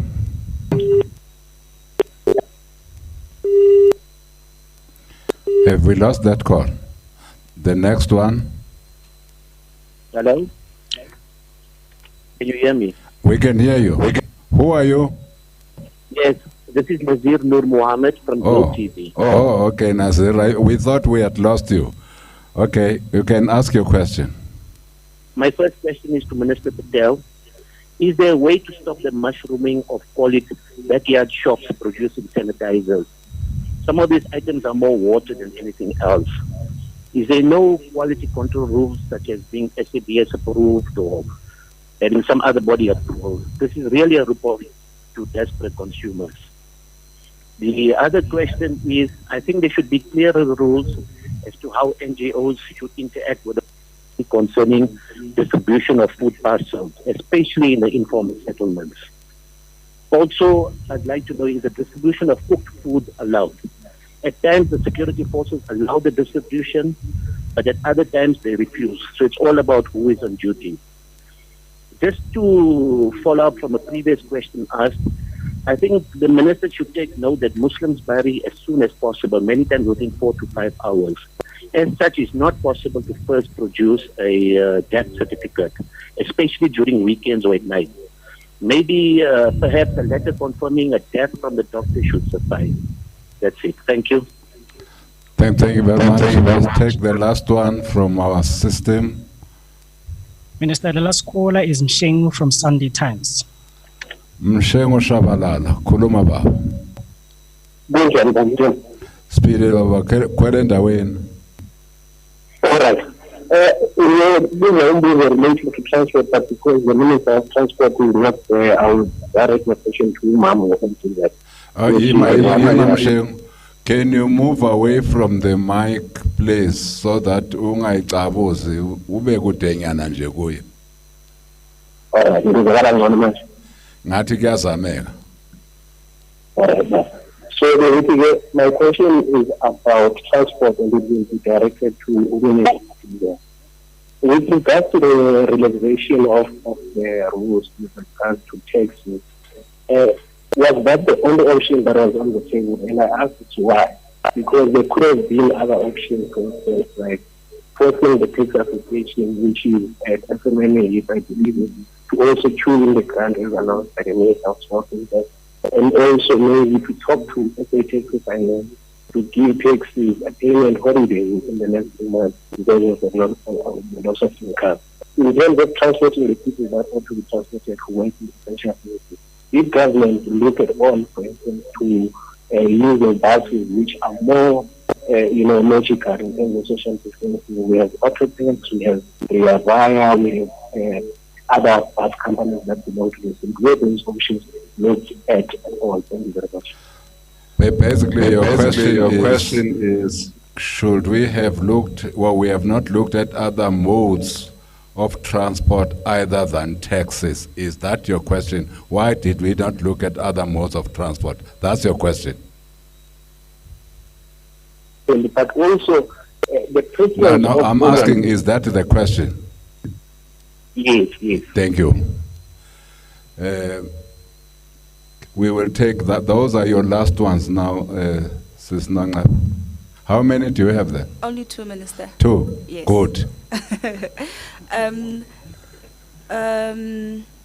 The one is from Olim Gambi from ENCA to the Minister of COCTA. He is asking that the 70% tax... Can I continue? Go back. The 70% taxi load comes with drivers handing face masks to passengers, and now there's a reported worldwide shortage of protective gear. How will government meet this demand as it relates to taxis? And there was a question from Bonga Dlulani from EWN, directed to the Minister of Human Settlements. How will you monitor how municipalities stick to the rules now that water is the country? Oh, I don't understand. I think there was a problem here. To the state and now that water has been centralized. It's not written properly. Okay. Now that water in the country belongs to the state and is distributed equally and fairly. And are communities which you have identified, and are there communities which you have identified that will be prioritized? There's also someone who asked the minister to read the number that the central control number that she had alluded to during her speech. Thank you very much. Those were the last ones. We have taken 3 rounds of questions. I think we have done what we could. We are going to continue to improve our system. At the moment, our system is not that audible. We will try to improve it, but it works. What matters is that it works. It assists us to adhere to physical distancing. So we are quite proud that we are able to do this. My colleagues, who wants to start? Minister Sisulu. This is not an answer, it's a question that came through for Minister Nkosazana Dlamini Zuma. Her cousin has got 6 children, and each one of them has 9 children, and when they are in a family, they are more than 100. And she wants to know what she's going to do with that number, as it exceeds the number that is prescribed. Pardon?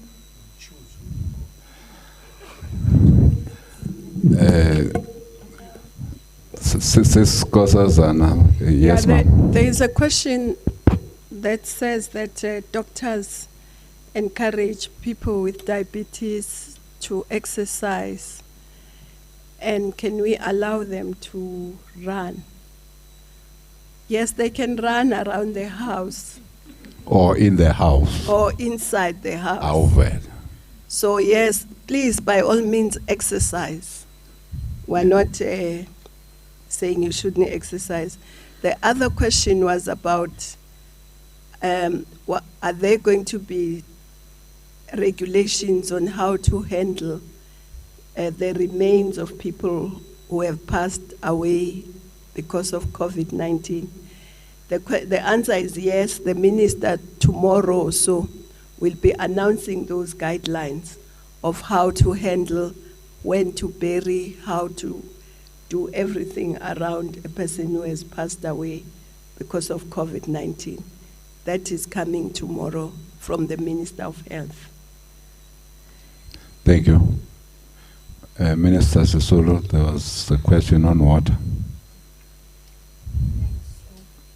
There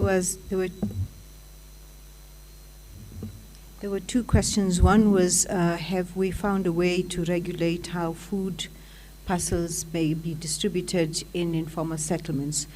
We're hoping to come back again at the second round of the discussions that we're having now, because for us it is work in progress, and we have been discussing this matter with the Minister of Social Development, but of course there are other ways in which food may be provided for.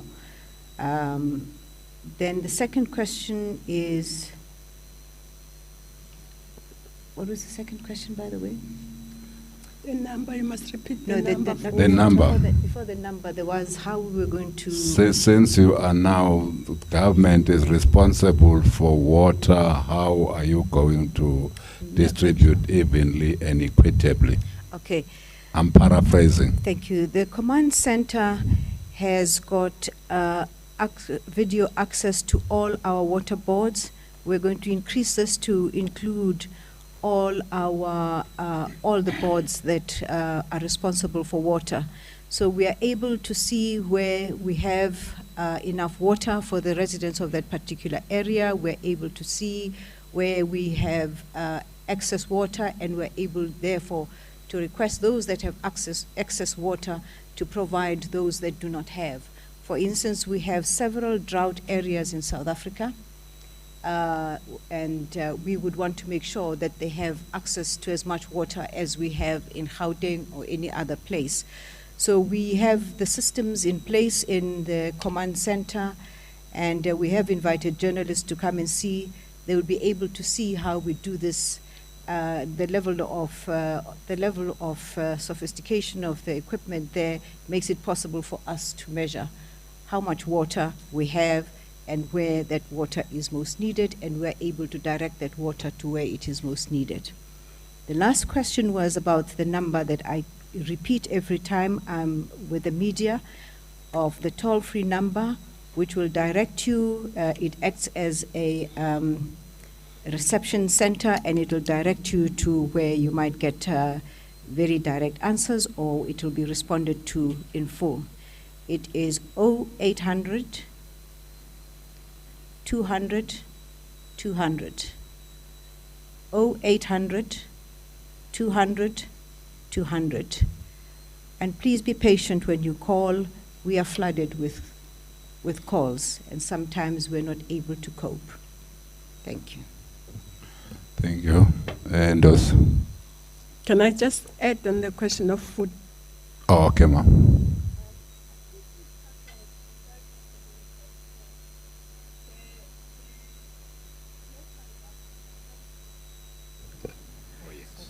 The councillors, community health workers who are on the ground are the best, because in the war rooms, for instance, they would know who are the child-headed households, where there is no income at all, where there is a granny with many grandchildren and so on. So I think people on the ground, it might be difficult.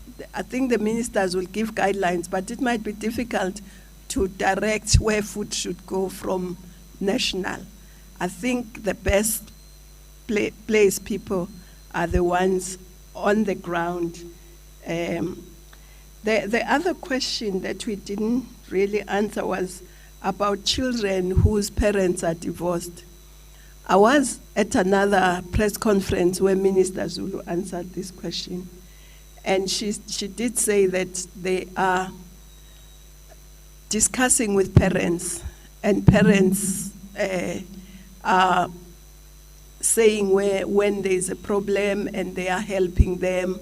So I think Minister Zulu did answer, but they are in touch with those parents, or those parents can get in touch with social workers if there is a problem that maybe they can't wait until the shutdown. So I think that matter, according to Minister Zulu, is taken care of in that there are discussions, there are counseling, there is help that is given, because it's only a 21 shutdown for now. Thanks. No, kukhona udaba oluvelile.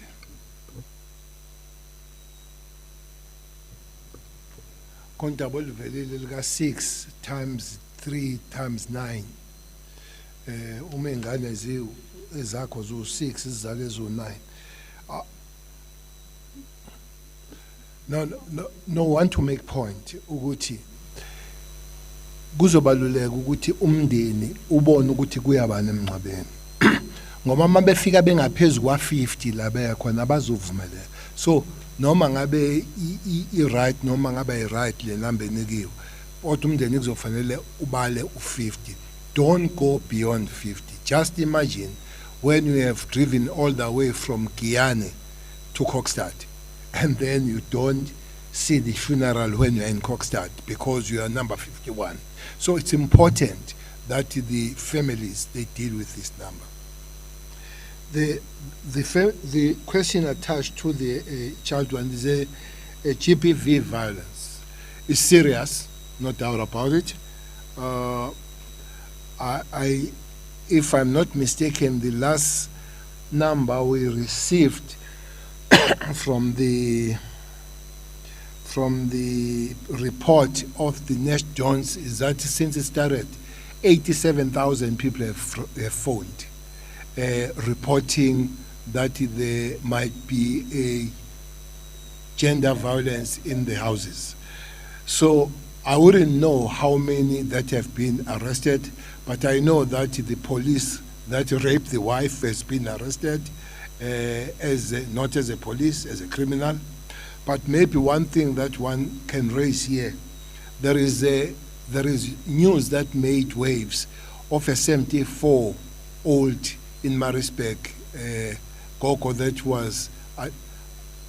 was raided and attacked by people that they say they were South African National Defence Force members who were coming to sanitize, and that was Ugogo Zuma.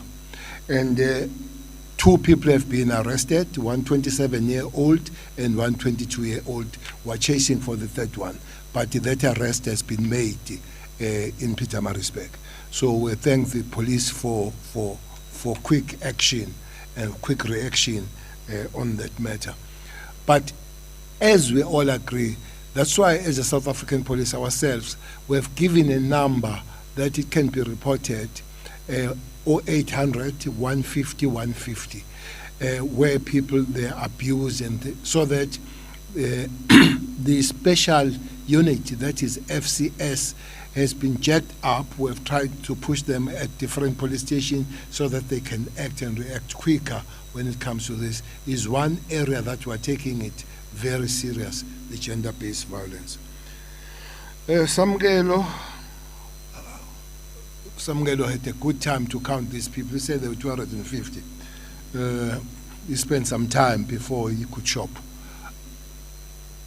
250, but he should have, I think it did count. That is out of order, Samuel.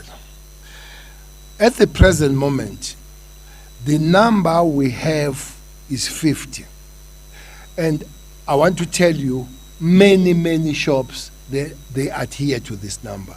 I went to Wamashu on the first day of the pensions. There was I think a longest queue I have seen Wamashu. But the shop was taking in only 10 people. And then until we agreed with the owner that he will reduce the staff and bring more people, 20. So they did. We went to Inanda. They adhered to the number. We went to Mafeking. They did not adhere to the number. They brought in 100. We went to Rustenburg. They adhered to the number. So far, we have found more people sticking to this number. It's a matter that we are discussing because there is a formula that the Minister of Trade and Industry is coming with. We said that should not be followed until it's discussed, agreed, and put on the regulation if it has been agreed upon. But people cannot begin to use the formulas that have not been agreed upon. So those people that are breaking the law, and they must be treated as such. There are other things that they do. Some of these shops, I've raised it with the minister again, they sell things like the cleaners of the pool and all those kinds of things. I don't think those things are essential if you buy stuff to clean the pool and all. If those people that are found, they'll have to be punished accordingly because they are breaking the rules. That there were no masks and gloves, well, I don't know. But up to this point, we encourage people to do these things. But there is a lot of debate about these masks and the gloves. Yeah, no debate about sanitizer. Absolutely no. But this goes to the complaint, and workers, they do complain about that they're not given this. And if the workers feel that they must get these things, they must get these things. And the management of those particular shops are responsible for that.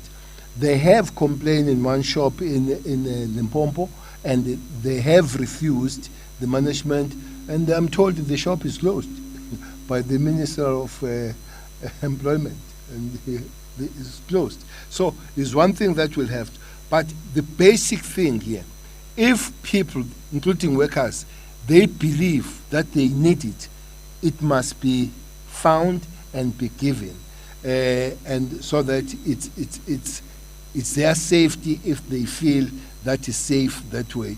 The Minister of Health in South Africa, Dr. Zweli Mkhize, has encouraged that people use these things. So unless otherwise, other official words come otherwise, we'll encourage that people stick with it, including the workers, including the management that they work with those people that they should provide. Thanks.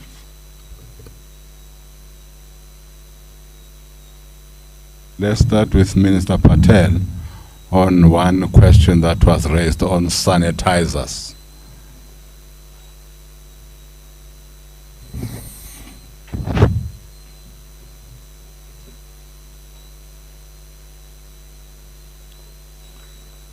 Thank you very much. Nazir asked the question whether we are taking action where companies, firms or individuals sell sanitizers, hand sanitizers that are ineffective, that's very often, as you put it, really just water. So I want to make 2 points about it. The one is that if anyone sells a hand sanitizer and it is sold in the context of COVID-19 campaign, and it doesn't meet the minimum standards of the alcohol content that the hand sanitizer must have, then it is misrepresentation to consumers. It would be false advertising, it could be false labeling, and they can be prosecuted by the National Consumer Council. We have another body in government that sets standards for different consumer products. In the past, there was no need to set a standard for hand sanitizers.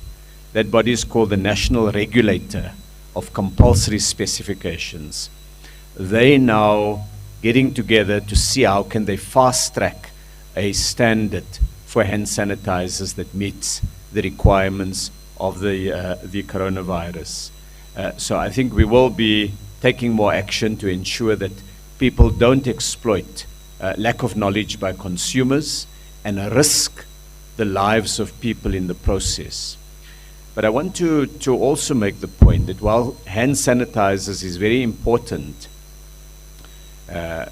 as so many health experts and Minister Mkhize has said, if you are able to wash your hands with water and soap, when that is available, and you can wash it for a minimum period, at least 20 seconds, some say a little bit more than 20 seconds, it's even more effective than hand sanitizer. So we use the sanitizer for when we don't have access to water and to soap. If I can just briefly comment on the question that John has raised around custom duties and VAT. Obviously what we're dealing with here and the announcement by SARS is to make sure that we have critical stocks of health goods available here in South Africa, that if we have to import them because we don't make them locally, that they come quickly and we make them available as cheaply as possible. We will constantly be reviewing regulations to ensure that we have the stocks available. In the case of food, we're a big food producer, and the local industry is providing that food. So those are the questions that came up. Thank you.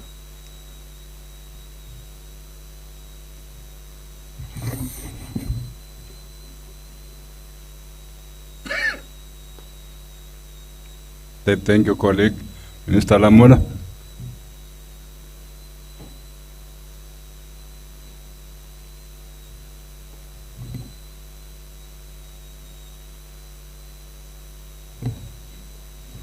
No, thank you very much. I think firstly, the question of the family which is bigger than 50, which has been answered, I can just add to state that it is in the interest of the family that it has that number of less than or 50 people, because you can't have a family of more than 50 people being exposed to the COVID-19. So the leadership of the family must be able to guide, to say it is in the interest of all of us that this number is limited at this level, so that in case there is any kind of exposure, we're able to manage it as a family and see how others can manage. So it is also based, the families must also help government to ensure that these regulations are enforced. The other question that relates to the Muslim funerals, they said that some of them can happen within 5 hours and there could be no death certificate. If you read the regulations, you will see that we have designated senior people, either the magistrates or a senior station commissioner. So that Muslim family can be able to go and present their matter to that station commissioner and the conditions under which Muslim funerals do occur. And I'm sure the police or that senior magistrate will be able to help in that regard if there is clear a conclusive evidence of the circumstances and how the funeral is going to be conducted within an hour or 30 minutes, depending on the religious practices of that. But that senior designated person, as per the regulation, is for that purpose, that they must enable. The purpose is to ensure that there is social distancing. If those are achieved, even within this context of the Muslim unique kind of a circumstance, the senior person will be able to look at it and give guidance to that kind of a family. And lastly, I will want just to stress the issue that this should not be seen as the relaxation of the rules when we deal with the issue of foreign nationals or foreign South Africans who are stranded in many other countries. Because when you look at it, its implementation will be a once-off kind of implementation. It's not going to be an ongoing kind of an implementation. It's people who might be stranded in London or in Brazil or in Mozambique or anywhere who wants to come back to the country. It will not be, we are not going to have the same situation again in 2 weeks.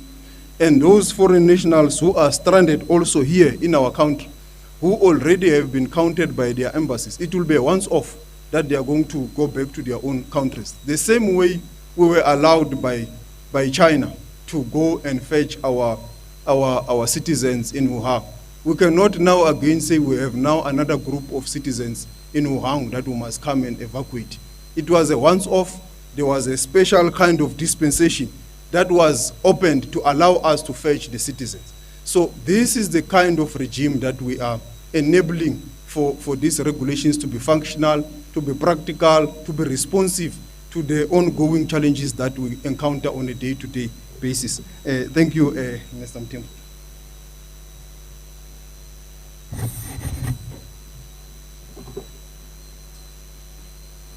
Colleagues, we have been here from 7 minutes past 6. It's now 23 minutes past 8. Because we wanted to impart the type of information we needed to impart. Not for the first time, not for the second time, but we'll continue to do this so that we keep people of South Africa informed under the conditions of the lockdown, what's happening, what's changing, and what are the reasons for any changes that we might be introducing. And of course, we all know, maybe let's repeat this. This disease, this coronavirus, is an enemy to all of us. It's not a government matter, but it's a matter for all South Africans. Once again, we would like to appreciate all those that are doing everything in their power to adhere to the regulations that government has put forward for us to fight this disease. We thank you, each and every one of you. Again, our police, by the way, this is not a police matter. This is a societal matter. This is not a matter of the army. This is a matter of all South Africans wherever we are. As we have said, as the Minister of Health has always said, you get the disease when you go out there and fetch it. But when you stay at home, the likelihood of you contracting this disease is very minimal. We are therefore saying to all South Africans, the President and the government has appealed to all of us to stay at home, except those that need to service us in the medical terrain, in the food security terrain. But in the main, we have been requested that all of us, can we just remain at home? That's the only way of fighting this disease, so that we do give effect to physical distancing, staying away from crowds, and continuing to wash our hands from time to time so that we don't infect ourselves. Having said that, to my colleagues, thank you.